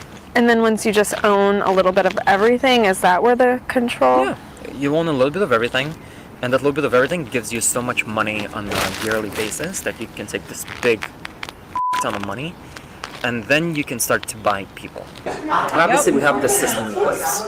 First, there's the Senate space, and these guys are cheap. You got 10 grand, you can buy a Senate. It doesn't matter who wins. You're still right. They're in my pocket at this point. I can give you 500K right now, no questions asked. Yeah. I'm gonna do what needs to be done. They're like, yeah, of course. And why not? does like everybody do that? Does BlackRock do that? The BlackRock recruiter also tells us about how the U.S. government relies on BlackRock for their economic simulation computational power. Economic simulation. They need to understand the impact of something, right? They're gonna raise the interest rate, for example. It's gonna create this cascade of various factors that people they're not sure what it's gonna do, basically. And just how fucking great the Ukraine war is for business. Do you have any thoughts on the Ukraine-Russia war? Ukraine is good for business. You know, right? We don't want the conflict to end. Why? We do not want the conflict to end. Now, that was revealed in those Pentagon document leaks. Remember that 21-year-old kid that they hauled away? That was leaked in those Pentagon documents. One of the things that he found was that there was actually no intention for the US government to even call for an end or peace in reference to this war because of the profit-driven margin. And that's what this is really about. We don't want the conflict to end as a country. The longer this goes on, the weaker Russia is. I'll give an example. Russia blows up Ukraine's grain silos. The price of wheat's gonna go mad up. So what are you gonna do if you're a trading firm? The moment that news hits, within a millisecond, you're gonna pump trades into whoever the wheat suppliers are, into their stocks. Within an hour or two, that stock goes up, and then you sell, and you just made, I don't know, however many mil. Why would a news channel promote a side in war? Because it's also good for business too. I mean, what's news? News, right? What does news feed on? They feed on strategy, they feed on up events. Right. These news channels like CNN, MSNBC, Fox News, etc., they don't get their ratings for talking about good things and positive things. They're not bringing you good news or positive news. But when there is war, that is a chance for their ratings to increase. It also is a chance for them to control the narrative, especially in America, of the American people, to get you to pick a side. Meanwhile, like, we're all being played like puppets. We're all being played. So the media, of course, we knew this. They were in on this as well. But it's also profitable for them too. So if you have a company like Blackrock and Vanguard and State Street Corporation, and they are shareholders of these media networks like CNN and MSNBC and Fox News, if they're shareholders, every time that network makes money, they also make money. Every time these wars continue to start, that's more money for them. It's just one giant circle of rotating money. And meanwhile, you have people in this country that can't even afford a medical bill. Let that sink in. That's what people like to watch. So when it happens, it's good business. More viewers. When nothing's happening, watch news. I don't watch news. So they're all pushing like the same talking point. Like, you generally, when you look at news, like, it's propaganda. Ukrainian economy is tied very largely to the wheat market, global wheat market. This is fantastic if you're trading. Volatility creates opportunity to make profit. War is real good for business. It's exciting when goes wrong, right? All right, and then it goes into repeats there. Now, I want to show you what this actually looks like, because I've talked about this before, but I want to actually, let's start with the most powerful company in the world. We'll start with this video first. They own everything. Everyone needs to see this clip here. It's called They Own Everything, the most powerful company in the world. We've kind of gotten used to BlackRock beating the numbers, beating expectations. BlackRock is by far the largest, with roughly a 35% market share of domestic market. Who is the most powerful man in the world? Some may say it is the President of the United States. Others may side with corporate America and deem the likes of Jeff Bezos and Elon Musk to be more powerful. But there is someone else. It is likely you have never heard of BlackRock. In less than 30 years, this company has grown from nothing to becoming the world's largest asset manager.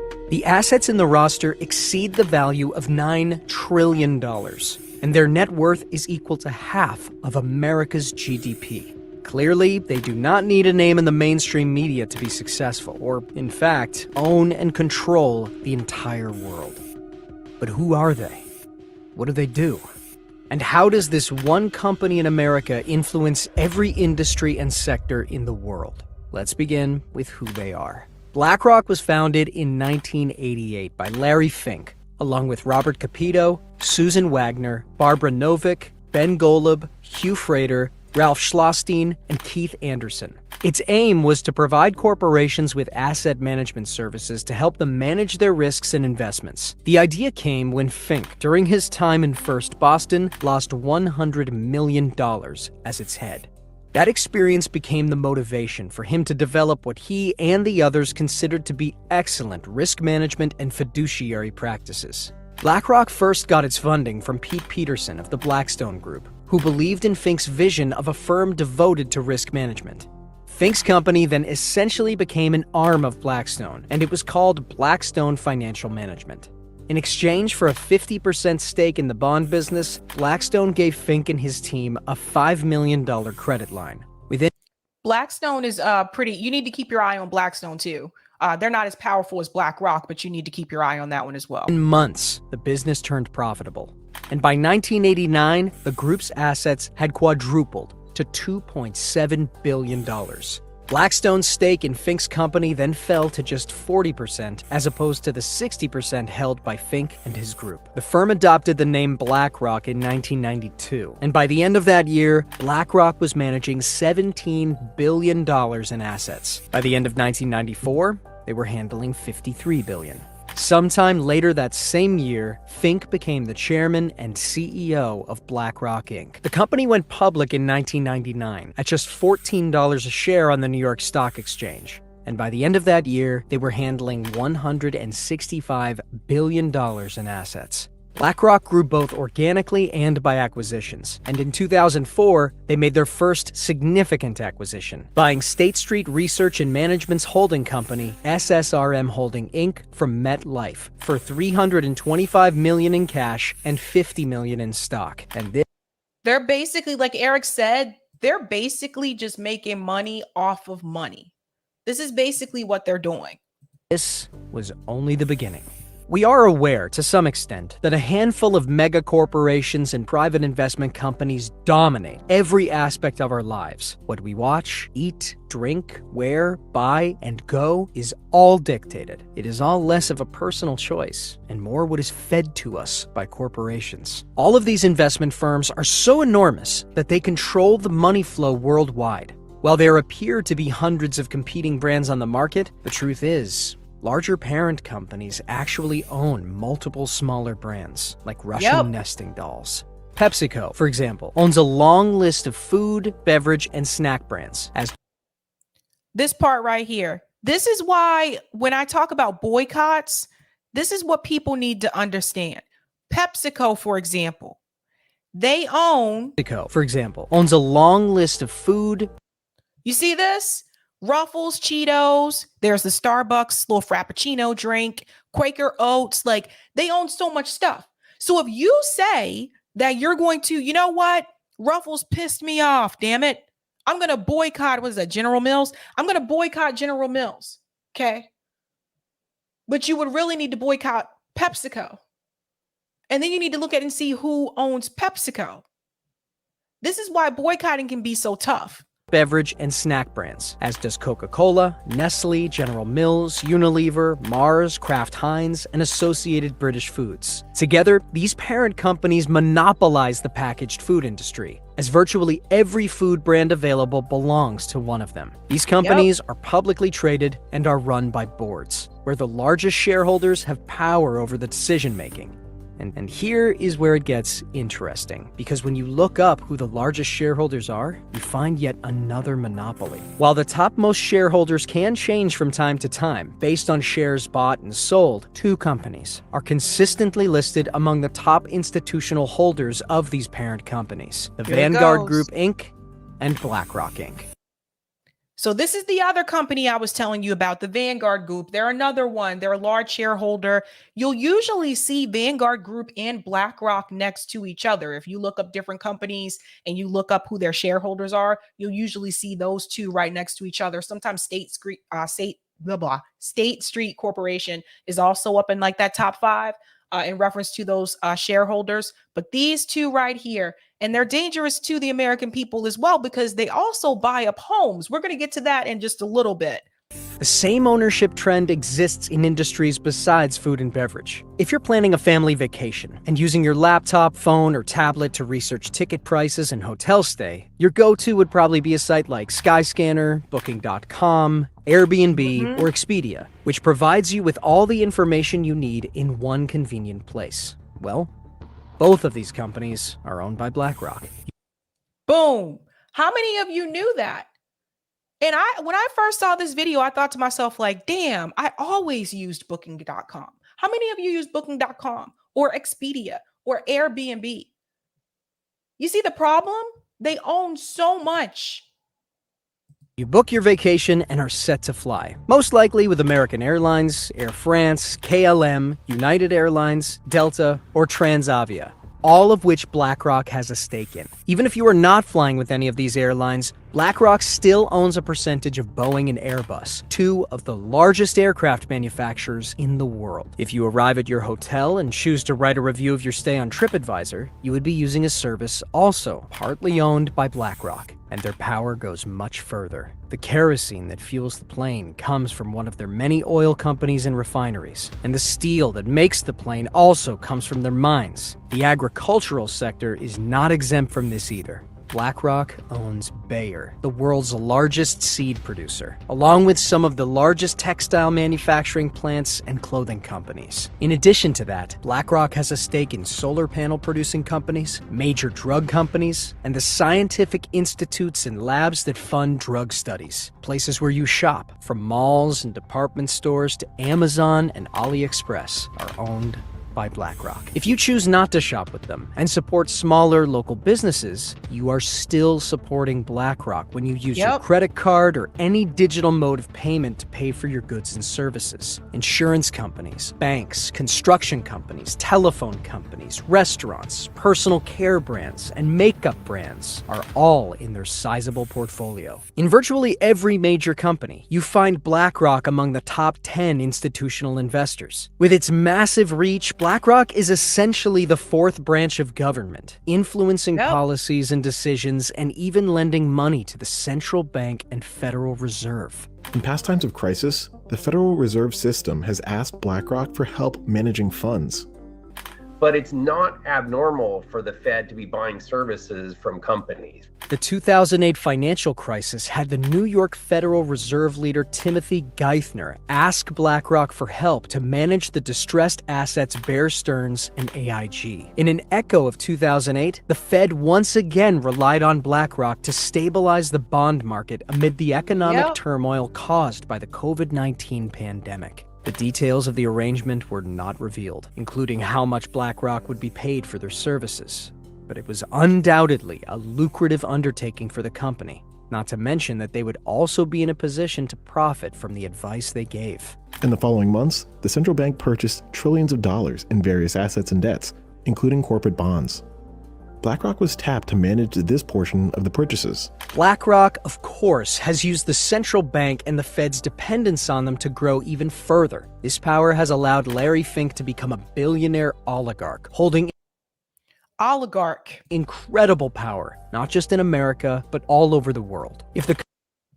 Now, can you imagine why, and we'll go to the next clip because that one's kind of long. Can you imagine why they would not want a politician who is running on, let's get rid of the billionaires or let's tax the rich more? Can you imagine why the media would be against them? The networks, the newspapers. Look who owns it.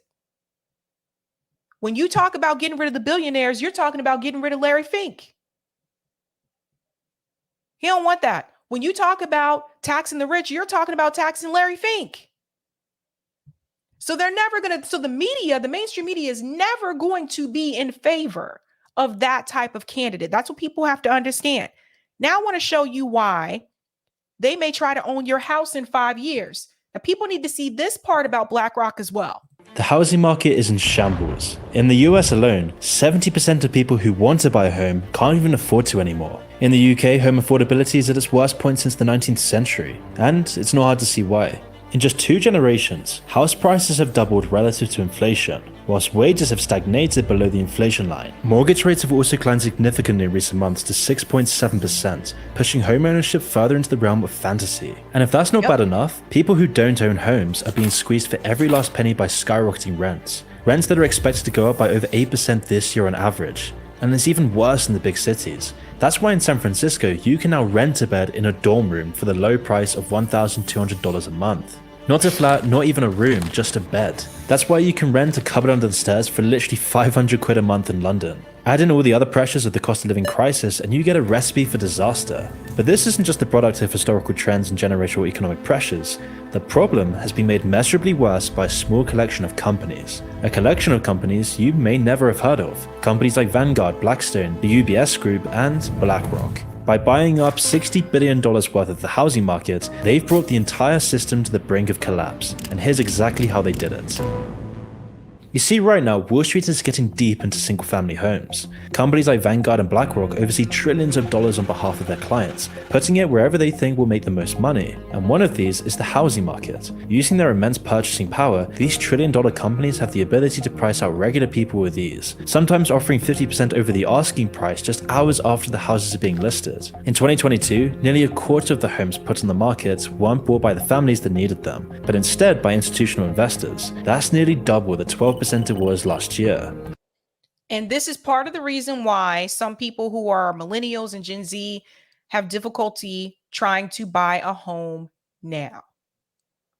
Because instead of families buying those homes before they even get a chance to do so, companies like BlackRock and Vanguard are buying those homes, renovating those homes, increasing the price, and renting them out. I truly believe they want us to be forever renters. I really do think that's part of the goal of some of these companies like BlackRock and Vanguard. They don't want you to own anything. They want you to be a forever renter. So keep that in mind. This goes all the way back to the housing crisis in 08, when those homes that the banks foreclosed on, the homes that were stolen from people, when those homes were foreclosed on, someone had to buy them, right? You would think a family or someone would show up and say, I want to buy this house. No, no, no, no, no. BlackRock bought those homes, renovated them, increased the price, rented them out. Because you see, as long as you continue to have renters, the dollar continues to turn. If you let someone buy the house and eventually they pay off the mortgage, that dollar is not continuing to turn anymore once they pay off that mortgage. You get what I'm coming from? So they want to make you a forever renter. Let's go on. However, 15 years ago, this wasn't happening at all. With very few exceptions, Wall Street stayed entirely separate from these homes. Instead, they bet their billions on mortgage bonds, financial products that gave returns based on regular people paying their mortgages. So then what changed here? What happened? Well, it all started when the bank's beloved mortgage bonds dropped sharply in value after a housing market crash, putting the whole world into a financial crisis. You see, because the banks had leveraged so much money on housing going up, it was catastrophic when they didn't. Some of the world's biggest banks like Bear Stearns and Lehman Brothers went straight into the ground, with government bailouts eventually costing taxpayers billions. And this disaster sent ripples throughout the entire global economy, leading to one of the biggest economic crashes in modern history. It was the worst day on Wall Street since the crash of 1987. From the financial capital of the world, the opening bell is going to ring in 5 seconds, and to be honest with you, we wish it wouldn't. Meanwhile, hundreds of thousands of families lost their homes in carnage over the next few years as housing prices continued to fall. But Wall Street, who were almost entirely to blame for the crisis, saw an opportunity. One company that made their name from the crisis was BlackRock. You see, BlackRock was hired by the US government to oversee massive amounts of money and assets that were left behind by the crisis. Using this money and the connections they brought with them, BlackRock became a multi-trillion-dollar giant. Other companies went down a different path. Instead of putting money into mortgage bonds and profiting from the housing market that way, they could make a fortune by buying the houses outright. After all, the massive amount of foreclosures meant that tons of homes were being sold cheap and there still wasn't enough demand. You have to come up with a down payment, right? So what are you going to do if you're the person if you're the bank trying to sell the house? Is it easier for you to sell the house to someone who's looking for a starter home and they're putting down a down payment? Or is it easier for you to sell that house to a company that can pay for it outright? I'll let you decide which option they chose. Houses being bought would give a stagnant housing market the boost it needed, so the government stepped in and offered these institutional investors a way to fill the gap, giving them almost exclusive access to hundreds of thousands of foreclosed homes. Some of these were sold for as little as $50,000 or $60,000, but most hovered around the $100,000 to $150,000 range. And years later, this would prove to be a catastrophic mistake. Lots of the first homes that were under the hammer were dilapidated and needed expensive renovations before people could feasibly live in them. The idea was that companies that bought them would get them up to spec, then lease them to families in need. Over time, the families could put more money into buying back the home, eventually leading to homeownership. However, the flaw in the plan was trusting that all the Wall Street investors weren't going to abuse the system, like they did just a few years before. And once the floodgates were open, billions in Wall Street money went towards buying these foreclosed homes. And so within a period of 6 years, $36 billion of Wall Street money went into buying over 200,000 foreclosed homes. Immediately, a new financial industry sprung up overnight. Thousands of companies were created to take advantage of the gold rush, buying up these cheap houses thousands at a time. The largest was a company called Invitation Homes, who owned over 80,000 single-family homes at their height, eventually being incorporated into Blackstone, an investment giant with nearly $1 trillion of assets under their control. But what was there to be gained? Well, whilst the tenants covered the actual mortgage costs, these Wall Street companies made money on the actual value of the house. Just a few short years later, and a bounce back in house prices made these already discounted investments incredibly profitable. What's more, the homes could be used as equity to secure loans, letting these companies gain millions more to invest in whatever they wanted. This would often end up being more single-family homes, unsurprisingly. However, one problem was immediately apparent to anyone who ended up renting these homes. These massive financial companies were awful landlords. The days of an understanding and beneficial relationship between two local people were gone. Instead, the victims of the crash were often left paying rent on houses they used to own to a mishmash of shell companies and firms that were located hundreds of thousands of miles away. And if you're renting the house and you don't own it, if something breaks, you know, you're supposed to have a landlord that is supposed to fix those things, right? But in these situations, oftentimes they were absent. So this is why, by the way, another little bit of tidbit advice I want to give you as well. I had 2 friends that did this and it did not work out well. Be very cautious about rent to own.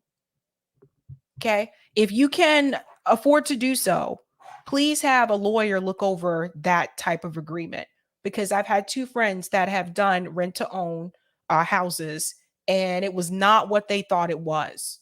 So just be very careful about that. If it sounds too good to be too good to be true in real estate, usually it probably is. When they bought the homes, the bare minimum in repair and renovation costs was paid. As long as they were presentable at the first viewing, it really didn't matter what the long-term problems were. Although a few years later, and the returns were drying up as the market stabilized, and this meant that the companies who now own the houses needed to cut their costs in other ways.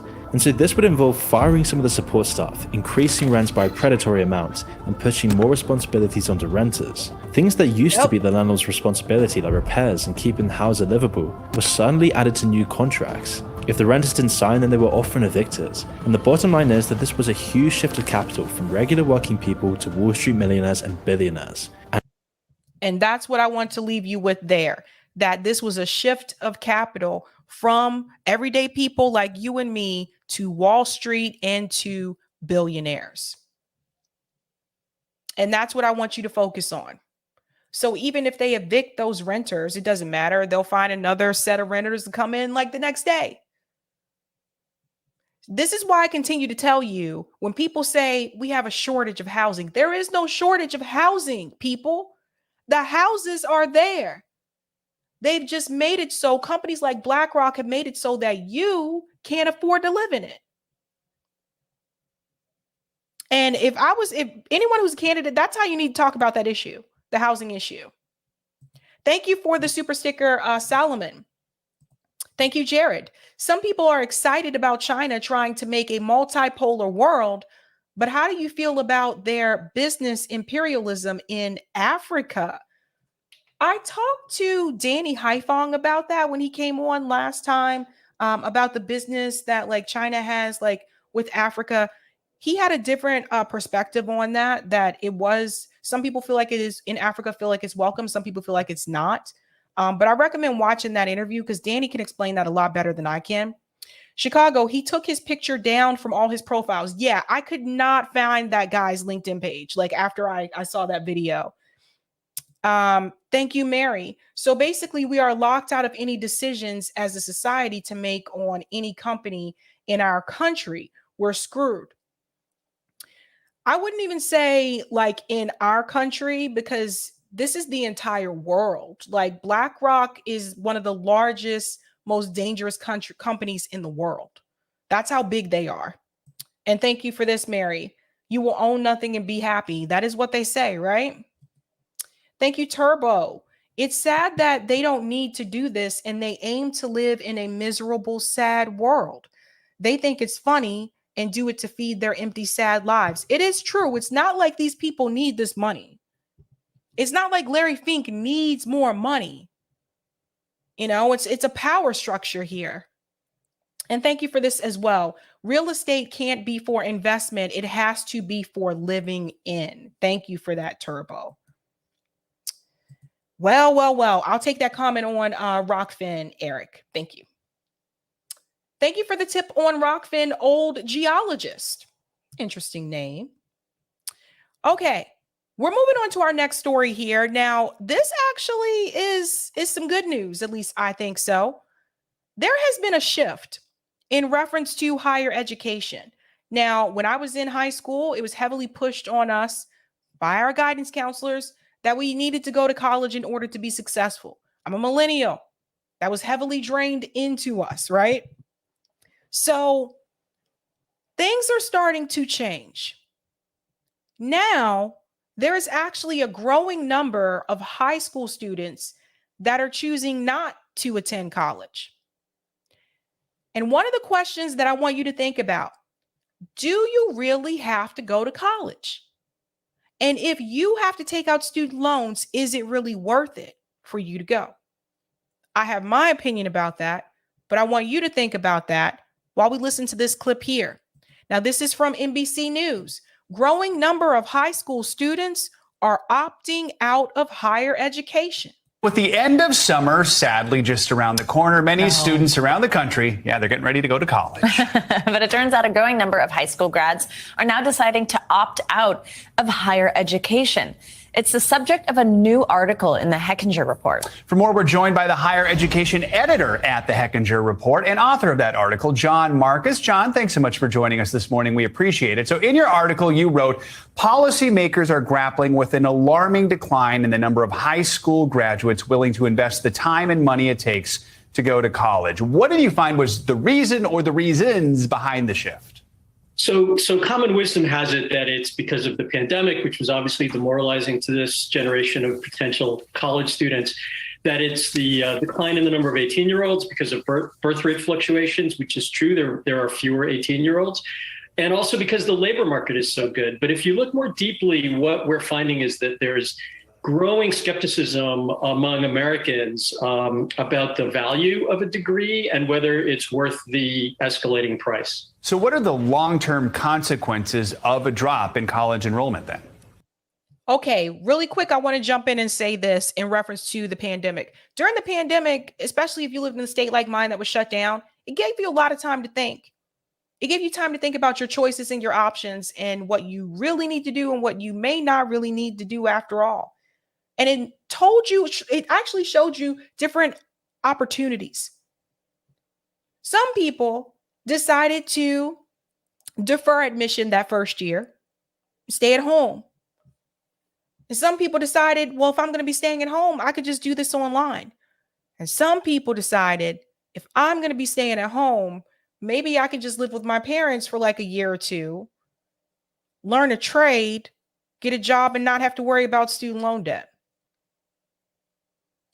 So part of it had to do with the pandemic, people starting to think, maybe I don't want to go down this route. I have more time to think and things are starting to change. And if this is how college is going to be, where we have to have all these different precautions, maybe that's not really what I want to do. The other issue is student loan debt. And this has been a burden for a lot of people. The jobs that are offered right now, there is no guarantee that those fields are going to be profitable by the time you graduate from undergrad. It's just not. I ran into that situation. I know a lot of other people ran into that situation. Richard Wolff has said what? We go into a recession every 4 to 7 years or something like that. So if you start college and then at those 4 years, we could be going into another recession. So that's something to think about. Your career field is not guaranteed. Everyone has to understand that. So no matter what major you pick when you're in college, there's no guarantee that that job is going to be available for you when you graduate. And now you have all the student loan debt. So what do? What do you do? So let's go back into this video because I was pretty excited to hear this. Right. So there are consequences for individuals who choose not to go to college. People with bachelor's degrees, whether they believe it's worth the money or not, people with bachelor's degrees actually make over their lifetimes about 67% more than people who don't go to college. Is that true? Is it true that people with a bachelor's degree usually make 67% more than people who don't go to college? See, this is where I think a statistic like this is kind of flawed because it doesn't go into detail. And we need to talk about this for a second. What's the job? Because let's keep it real. I know people that are dental hygienists. They went to community college for 2 years. No bachelor's degree, associate's degree. They started out making $60,000 a year. I know teachers that weren't making that. And teachers have to have at least a bachelor's. Is that necessarily true? It depends on the field. What about people who work in construction? I know construction workers that make more than people that have a bachelor's degree. These are the things we really need to think about. So those kind of statistics to me, it's just like, says who? What are the jobs? Just keep that in mind. Or generally for the economy, there's a huge impact on the economy because we're running out of educated workers. There was, even before the pandemic, a shortage estimated to be about 9 million college-educated workers. In a knowledge economy, that's a big problem, and our economic rivals worldwide have increased the proportion of their population going to college, whereas in the United States, it's declining very, very quickly. The economic rivals that he speaks of worldwide, where they have managed to increase their college admission, how much does it cost to attend those colleges? Is it a country like Germany where college is free? Let's think about this, folks. Let's think about it. How much does it cost to go to college in these countries compared to the United States? And I'm not even going for the Ivy Leagues here, okay? I'm just talking about the state schools, where a school like UMass here in Massachusetts, it's over $30,000 a year to go to UMass now. It's a state school. Come on, people. And that's just the tuition. Just the tuition. So, of course, the cost of this 4-year degree has obviously been a hot issue for years now, but there's also these other reasons that you're referencing. What are colleges and universities doing to try to win over students who aren't sure that it's worth it? How are they trying to get kids in the door? Well, frankly, they're not doing much. And a lot of the problem with college going is universities and colleges' own fault. If you look at focus groups and survey data, students say it's too confusing to understand financial aid. Some of the states where the decline is greatest in the number of high school graduates going on to college are places like Tennessee and Indiana, which have extremely generous financial aid programs. So even if you really do think it's the cost, there are ways to kind of go to college at an affordable or manageable price. So colleges advertise a price that almost no one really pays, called the sticker price. But after discounts and financial aid, very few students actually pay that. They pay about half of that. What kind of financial aid? See, these are the kind of things that bothers me. First of all, when they say, well, you can't afford to go, maybe they can't. Not everyone can afford to go even after financial aid. If you're poor, yeah, you may get, some grants, but chances are you're still going to have to get student loans. So you may not have to pay that sticker price right now, but you will when you graduate. And people don't want to be saddled down with student debt. Listen, I like the fact that more high school students are choosing not to go to higher education.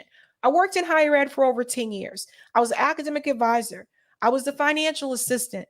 I've worked in different positions in higher ed. And one of the things I can tell you that I noticed is that the cost of tuition is not going down, boo. The cost of tuition is continuing to increase. That is not going to change.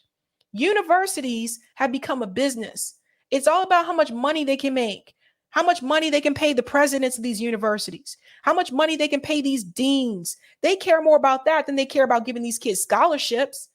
Not everybody, every school is like Harvard, where they have like the largest endowment, right? And some of the schools in the world, Harvard's endowment is like unstoppable.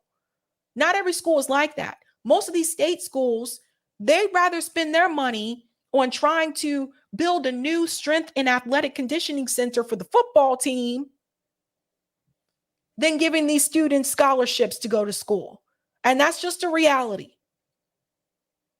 So to me, what this says is that these kids are looking at other opportunities, and there are other opportunities.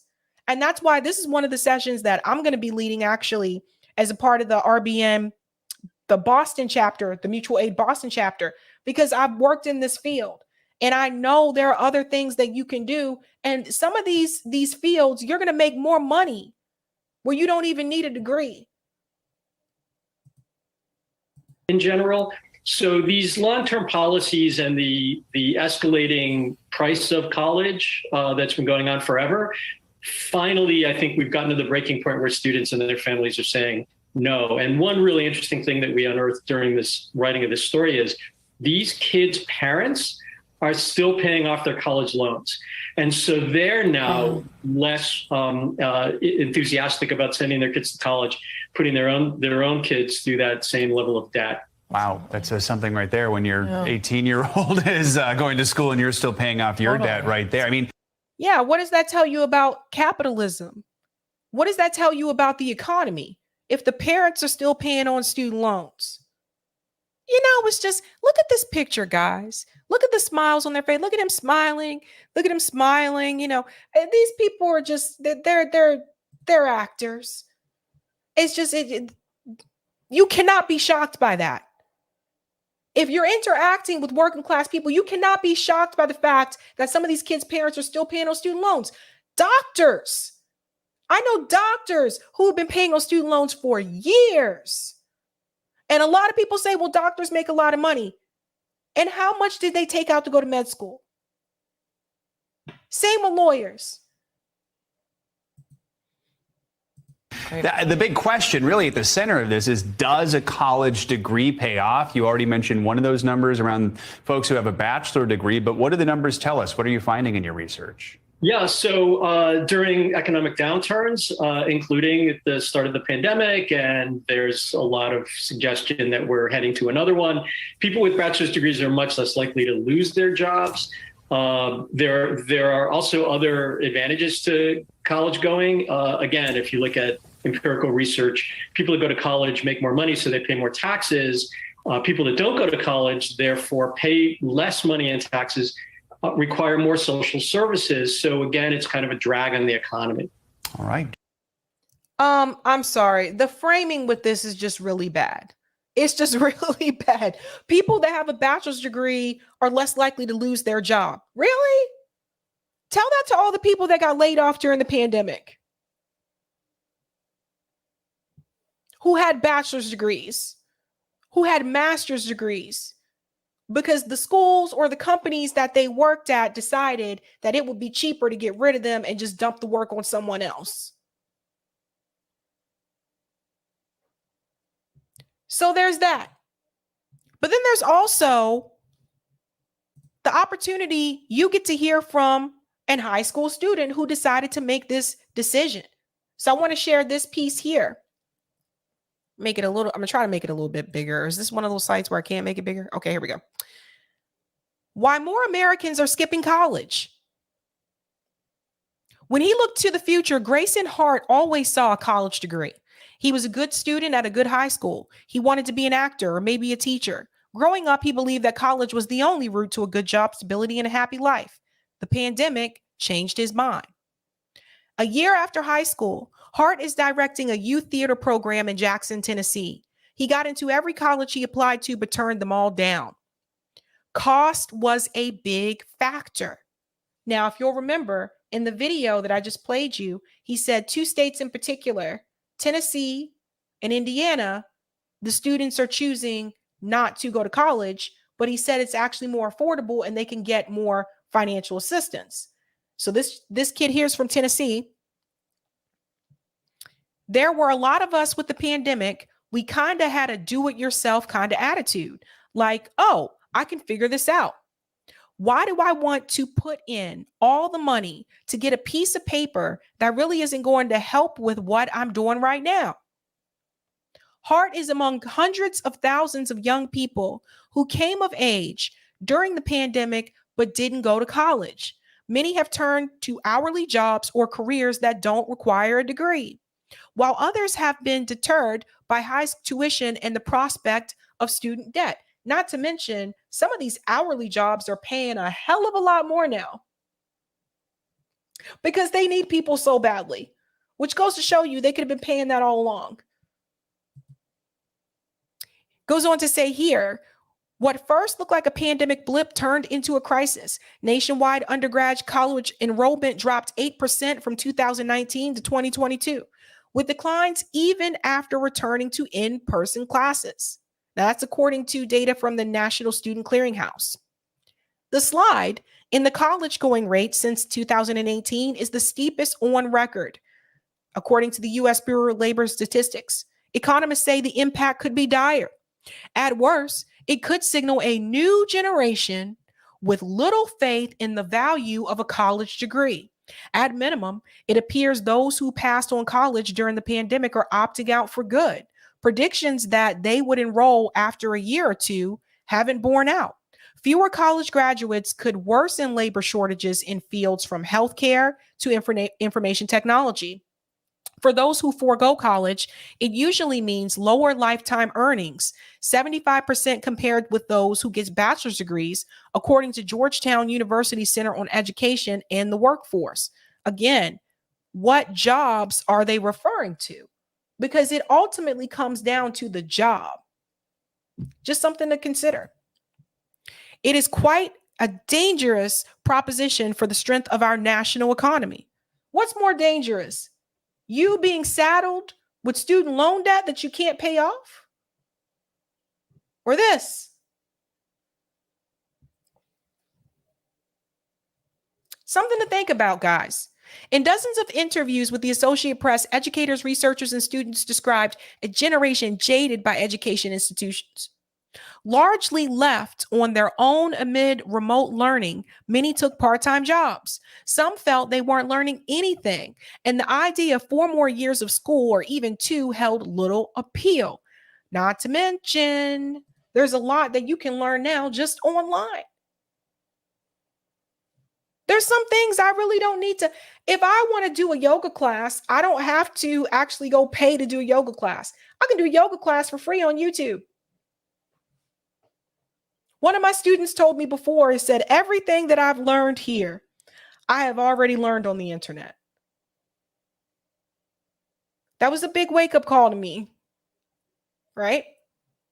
And they were Gen Z. So it goes on to say, as a kid, Hart dreamed of going to Penn State to study musical theater. His family encouraged college, and he went to a private Christian high school where it's an expectation. But when classes went online, he spent more time pursuing creative outlets. He felt a new sense of independence, and the stress of school faded. I was like, okay, what's this thing that's not on my back constantly? I can do things that I can enjoy. I can also do things that are important to me. And I kind of relaxed more in life and enjoyed life. It happened at public as well as private schools. Some counselors and principals were shocked to see graduates flocking to jobs at Amazon warehouses or scratching together income in the gig economy. The shift has been stark in Jackson, where just 4 in 10 of the county's public high school graduates immediately went to college in 2021, down from 6 in 10 in 2019. Jackson's leaders say young people are taking restaurant and retail jobs that pay more than ever. Some are being recruited by manufacturing companies that had aggressively raised wages to fill the shortages. And that's what I was just telling you guys about. Some of these companies are paying more now. And not to mention, I'm going to keep it real, depending on which one you work at, if you're a waitress or you're a bartender, you can do pretty good. Depending on who you work with, where you're at, you can actually do pretty good. I know, I waited tables for quite some time. It just all depends. But this is what is happening now, guys. And here's an example here with Daniel Moody. Daniel Moody was recruited to run plumbing for the plant after graduating from Memphis High School in 2021. Now earning $24 an hour, he's glad he passed on college. And that's another thing. We have people, depending on what state you live in this country, if you go into education, your teacher, especially if you're teaching pre-K or kindergarten, especially, you're not making $24 an hour, depending on which state you live in. But you have those student loans. So that's something to think about, you guys. And I don't know what to tell you other than I think things are starting to change. And I think in a good way. I don't want to see these kids saddled with like student loan debt like myself and some of my peers are. If you can do a different route, do a different route. That's my advice on that. Now, obviously, there are some professions where you have to have a college degree, right? If you want to be a lawyer, you do have to go to college. But there are other opportunities out there.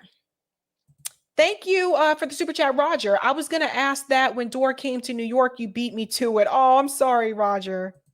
Thank you, Turbo. Go to tech school. You become actually skilled for real.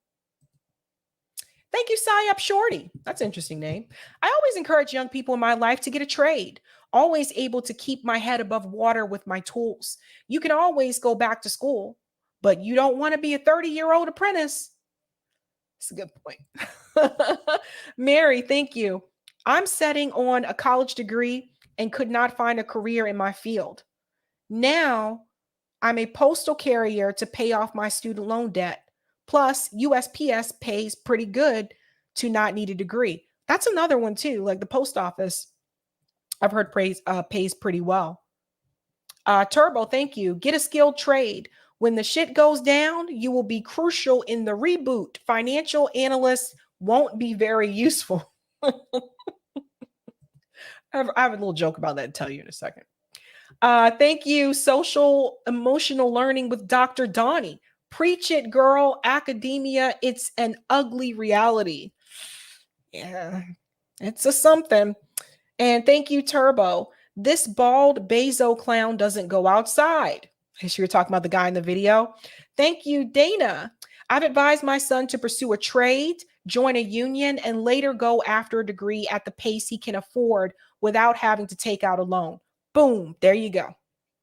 There you go, man. Just wouldn't do it, man. All right, we're getting to the story of the night that is actually going to be the topic for call-in. So we will do call-in tonight. Hunter Biden. Hunter Biden has decided to plead guilty for misdemeanors. So it's not even for what you would think it would be for, about his business dealings in Ukraine. It is about tax issues and apparently about him having a gun when he wasn't supposed to. Let's get into it. And I want you to wonder and question, is this actually justice? An ABC News special report. I'm Diane Macedo. We're coming on the air with breaking news about President Biden's son, Hunter Biden. ABC News is learning he has reached a deal with federal prosecutors to plead guilty to 2 minor tax crimes and admit to the facts of a gun charge. That's according to court papers filed Tuesday. The terms would likely keep him out of jail. The Department of Justice has been navigating a politically sensitive investigation involving Hunter Biden's business activities. The charges relate to his taxes and whether he lied about his drug use on a gun application form in 2018. This investigation was led by the U.S. attorney in Delaware, appointed by former President Trump and kept on the job by President Biden and the Biden administration. The investigation does not involve President Biden. I want to get right to our Chief Justice correspondent, Pierre Thomas, with more on this. Pierre, you have that court filing in front of you. So walk us through the details of this deal. Diana, well, the Justice Department and attorneys for Hunter Biden have reached an agreement that would end the long-running federal investigation into his personal and professional life, according to a new court filing just reviewed by ABC News. The plea deal calls for Biden to plead guilty to a pair of tax-related misdemeanors in exchange for probation, which will allow him to avoid serving time in prison if the deal is approved by a federal judge. Now, if this is not Joe Biden's son, does he get this same deal? Does the average American, working class, poor man who has this same charge against him, does he get this same deal that Joe Biden's son is getting? No. You see the problem? But because of who he is and who his father is, he gets a pass. Let's go on.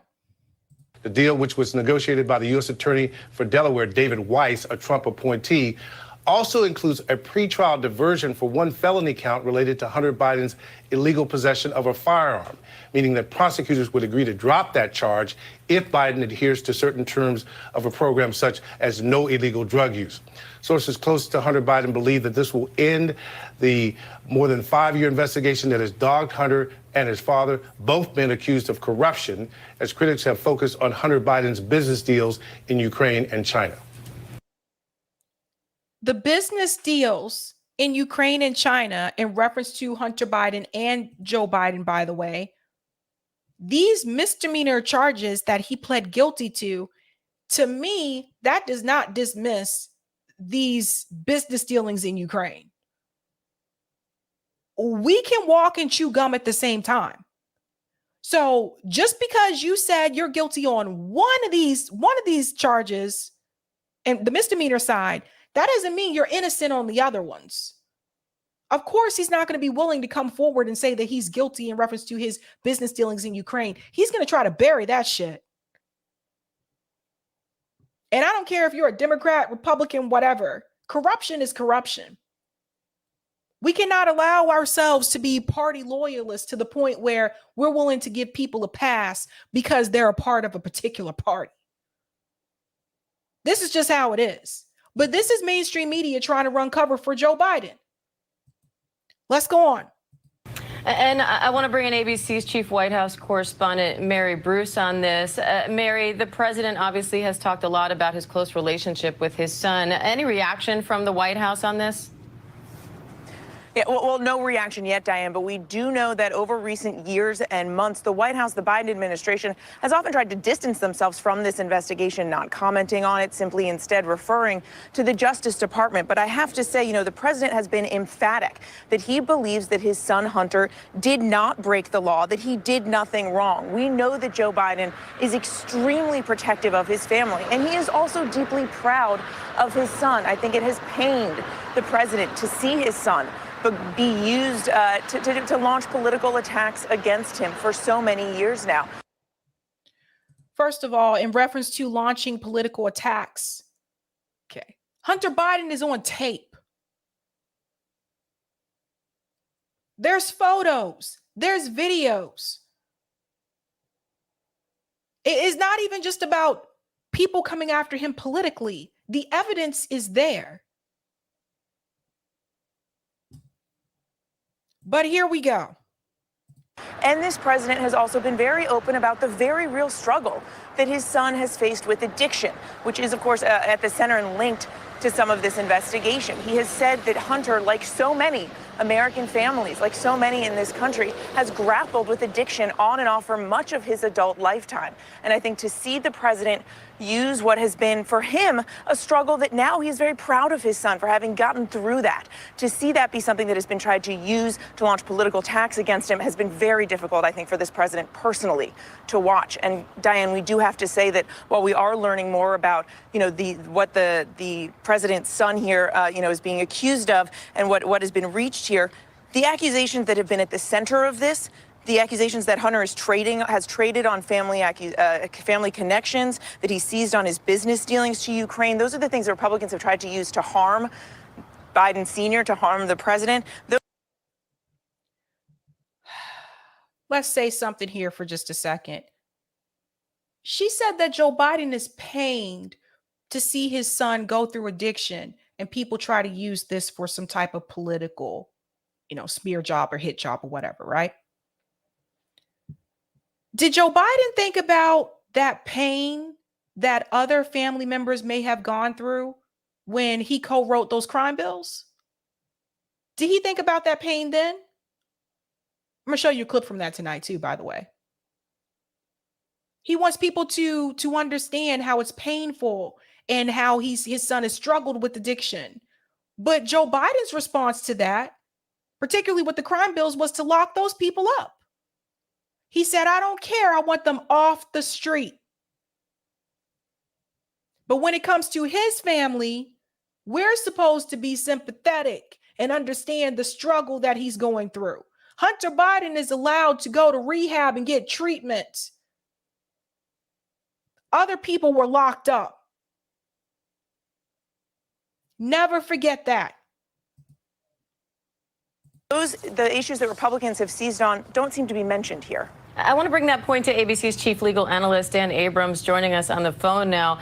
Dan, what does this deal tell us about this case, and what's not here, you think, that's notable? And what does it say, if anything, about those accusations about bribery, the laptop, Ukraine? What are we learning? So I think you have to separate these really into two separate buckets here. One is this criminal investigation, which is initially what many Republicans were asking for. But once this investigation heated up, a separate issue arose as to what they're investigating, right? So let's talk about what this is. These are pretty technical violations. And I think it was always clear that Hunter Biden had not paid taxes for a couple of years. You know the number of people that have been locked up for not paying taxes? Wesley Snipes went to prison for not paying taxes. And if you were, and Wesley Snipes was rich. So just imagine people who are poor, people who are working class, that can't even get bail because they can't pay for bail. So they're just stuck there. Let's make something very clear here. Why is Hunter Biden getting a pass on not paying his taxes, but everyday other people do not get that pass? Because he's Joe Biden's son. And to sit here and to listen to these commentators on ABC News pretend like this isn't a big deal. It's just well, we should feel sorry for him. We should come to an understanding. Why should we come to an understanding? Why should we feel some type of sympathy towards Hunter Biden just because the Republican Party decided to look into these investigations? Why should I feel sorry for this man who comes from a privileged family where he was offered everything in front of him? Give me a break. You had every opportunity in front of him. Opportunity for the great schools. I bet you he don't have any student loan debt. Opportunity for the best jobs, all because of who your daddy was, not because you were quote unquote intelligent, but because of who your daddy was. Why should we feel any type of sympathy towards this man? Give me a break. And to hear them spin it the way that they're spinning it, it's absolutely ridiculous. It was always clear that Hunter Biden had not been honest about drug addiction on a gun form. The question was, once you pay the money back, do you still get charged criminally? And on the gun form, do people really get charged just for that violation with nothing else? Those were the questions that they were grappling with. Those questions have now been resolved in the context of this agreement. They've reached an agreement. They're going to recommend probation. If the judge signs off on it, then that case is over. The questions about Burisma and Hunter Biden getting money from China and Republican investigations of Hunter Biden and Joe Biden with regard to money coming from abroad, those are entirely separate issues and investigations. And those in the last 6 months to a year have become much more important to Republican leaders than this criminal investigation. I don't care whether what one became more important than the other or not. The point is that Hunter Biden should be held accountable just like everybody else who has been in that situation. That's the point. Dan, we're also now getting in a statement from Hunter Biden's attorney saying in part, it's my understanding that the 5-year investigation into Hunter is resolved. Hunter will take responsibility for 2 instances of misdemeanor failure to file tax payments when due pursuant to a plea agreement, a firearm charge, which will be subject to a pre-child diversion agreement and will not be the subject of the plea agreement, will also be filed by the government. He says, I know Hunter believes it's important to take responsibility for these mistakes he made during a period of turmoil and addiction in his life. He looks forward to continuing his recovery and moving forward. I want to focus on that part saying, this 5-year investigation into Hunter is resolved. Does that mean all of it is resolved? I want to pause here at the part where it says his lawyer basically said that Hunter Biden looks forward and looks towards moving forward. I just want to remind you, not everyone gets the opportunity to move forward. This is the privilege that Hunter Biden has. And I want more people to call this out. Specifically, I want Democrats to call this out. In particular. Doubt that will happen, but we'll see. No. So from the Hunter Biden team, and probably most Democrats, in particular those close to Joe Biden, they're going to try to move forward and say, okay, we've addressed this. Hunter Biden has taken responsibility. It's time to move forward. I promise you're going to hear Republicans say, particularly in the Oversight Committee, this doesn't address. That's interesting and that's important, and they're going to criticize Hunter Biden, but they're also going to say, but this doesn't go to the heart of our investigation of the Biden family. That's right. And that's actually what I expect them to say too. I expect them to say like, yeah, that's cool and all. But this is this is not enough for us. And I want you to remember what it was like for other people who had to sit here and listen to Joe Biden make this statement. Because you see, karma is a bitch. Karma really is a bitch. Chuck Modi said this. If you have a piece of crack cocaine no bigger than a quarter, we passed a law through leadership of Senator Thurmond and myself that says you go to jail for 5 years, no probation, judge doesn't have a choice. Listen to this. I just want to remind you what Joe Biden said, 1991. Statements, but let's look at the facts. Since 1986, Congress has passed over 230 new or expanded penalties for drug and criminal offenses in this United States. 230 new penalties. And these penalties range from an automatic 5 years in jail for any person caught with a rock of crack cocaine, a piece of crack cocaine as small as a quarter. I don't have a quarter with me, but if you visualize what one looks like, yeah, I do have a quarter. If you have a piece of crack cocaine no bigger than this quarter that I'm holding in my hand, 1/4 of $1. We passed a law through the leadership of Senator Thurmond and myself and others, a law that says if you're caught with that, you go to jail for 5 years. You get no probation. You get nothing other than 5 years in jail. Judge doesn't have a choice.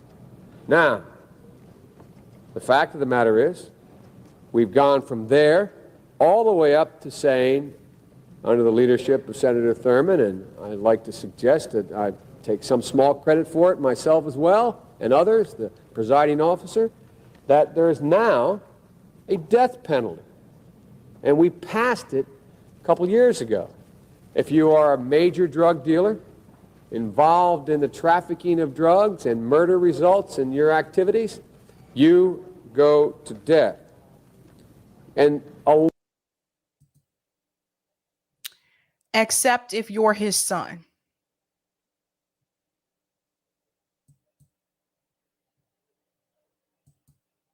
Something I want you all to think about. And someone actually mentioned this in the chat. Tony said Hunter Biden was 20 years old when Joe Biden pushed this bill. He was already an adult. Something to think about. something to think about. All right, guys, we are going to do call-in tonight since I didn't do a Tuesday night, and we're going to talk about this, and we can talk about other segments that we talked about tonight as well. I am going to go ahead and take a very quick break before call-in. Eric, I'm ready whenever you are. I think we have a couple of, I think these chats may have been read already. Yes, those were already read. I'm going to take a quick break before call-in, and then I think we just need the Rockfin chat. I think needs to be read. I think that's the only one, just Rockfin. But I think I got all the super chats. Yeah, I think I got all the super chats. For some reason, StreamYard now is like it's auto starring super chats. So that's like a new thing to me, and it kind of threw me a little bit. But yeah, but I'll be right back, and then we'll go do call-in. All right, here we are. Let me check my levels here, make sure. Yeah, that looks good. All right, here we are on a Thursday. Sabby doing call-in. Let's take a look at what'll be calling tonight. Will be about Hunter Biden pleads guilty. Yeah, so I think you all have a lot to say about that. We want to hear what you got to say. You can do call-in on your computer. You can install the call-in app on your phone. Let me paste in the call-in link in case you want to get a head start on that and another window on your computer, something like that.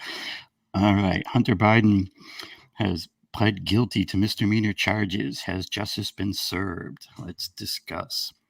Yeah, it's interesting, the verbiage, like pled versus pleaded. You hear pleaded seems to be like the accepted verbiage now, but I know I always used to hear pled guilty. But in any case, let's get that set up.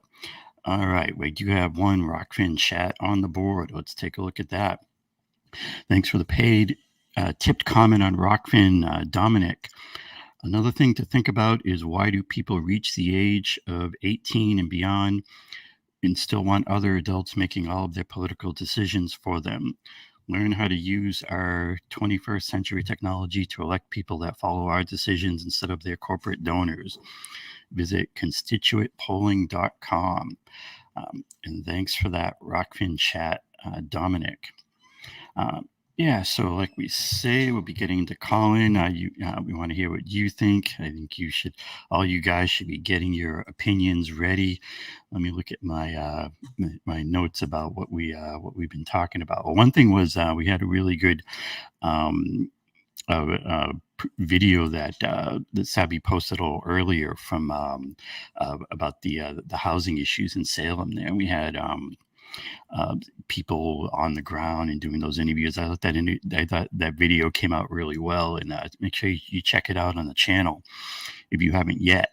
And about how they're moving those people out. You know, I could just tell that the land developers were looking at that location and on the water and whatnot, and just seeing these huge dollar signs, and they were just going to get those that location and get high priced condos in no matter what happens. And you know, the city council and the city government is just basically owned by the developers. And so when it comes to something like this they make it happen. So that was a good vid. I was also I was running the camera, and I was just glad that the audio and the video came out all right. We got a handheld mic too that helps with those. Let's see. We were talking about like BlackRock and the money. You know, I think we really one of the real issues, one of the real problems I see in our whole system is that we just have all these banks and Wall Street and the whole thing, and their whole business is making money off of money, and they don't add anything to the economy, but they've become the dominant force in our country, in our politics, and in the whole thing.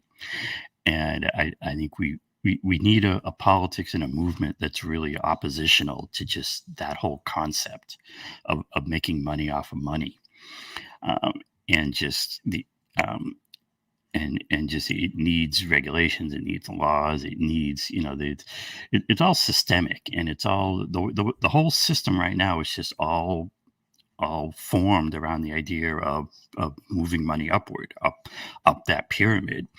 And so what we need to be demanding is a system that does the opposite, and that is pulling the wealth back in from the billionaire class and these huge corporations.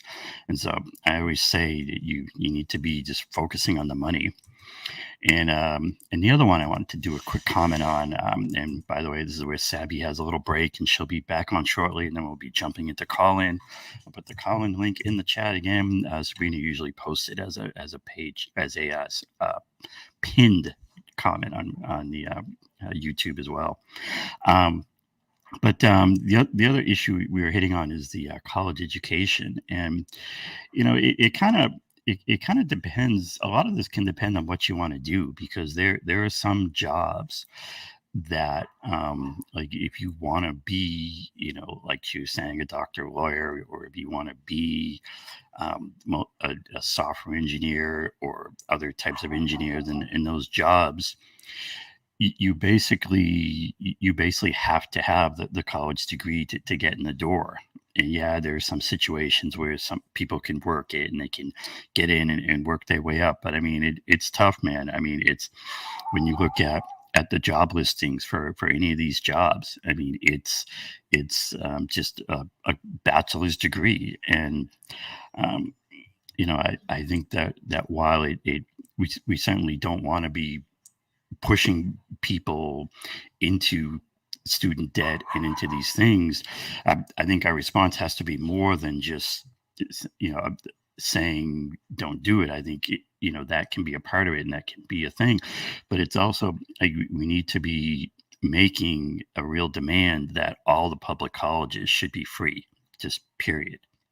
That should be just not negotiable, not something we work on, not something that that's a maybe, but just if it's a public college, if it's a community college, any of that, it should just be the same cost structure and payment structure as high school and public schools.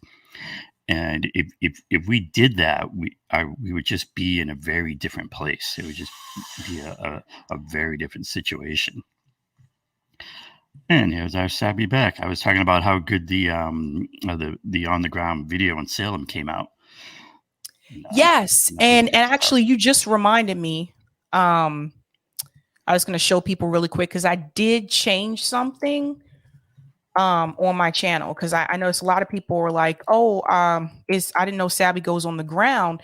What I did do was I actually added a new section on my homepage called on the ground coverage. So if you just go to this, you'll see all the things that I've done on the ground. There's Rage Against the War Machine rally, Hands Off Assange DC, Earth Day rally with Jill Stein. There's Worker Strike Back. There's 2 for Worker Strike Back. One is just interviews and one's the entire event. There's the Julian Assange interview with his father and his son. There's Tour for the Poor. There's confronting Mayor Michelle Wu about gentrification. So I did add that so that people could see it. So now like you can just go to that section on my homepage, and that's where you'll see like all the on the ground stuff. But this video that came out today, exclusive residents forced out by developers, that is a really good video you need to watch if you haven't seen it. These residents have basically been, forced out by developers, and they've done nothing wrong other than the fact that they live in public housing and developers have bought the public housing. So these people have to find another place to live. It's happening all over the country, not just here in Eastern Massachusetts. And hopefully we'll have a lot more on the ground videos for this summer. That's right. That's right. All right. See ya. All right. We are heading over to call in, guys. This is episode 113. Hunter Biden pleads guilty. Hunter Biden has pled guilty to misdemeanor charges. Has justice been served? Let's discuss. And we can also talk about other subjects that we discussed tonight as well, which is usually what we do. So everybody, let's head on over there. The link is pinned to the top of the live chat. So you can click on that link. You can access call in via your laptop or your phone, and you can call in using either device either. So let's head on over there. You know how we do this, guys. And I think I'm going to start on time. Have a good night. Keep up the fight.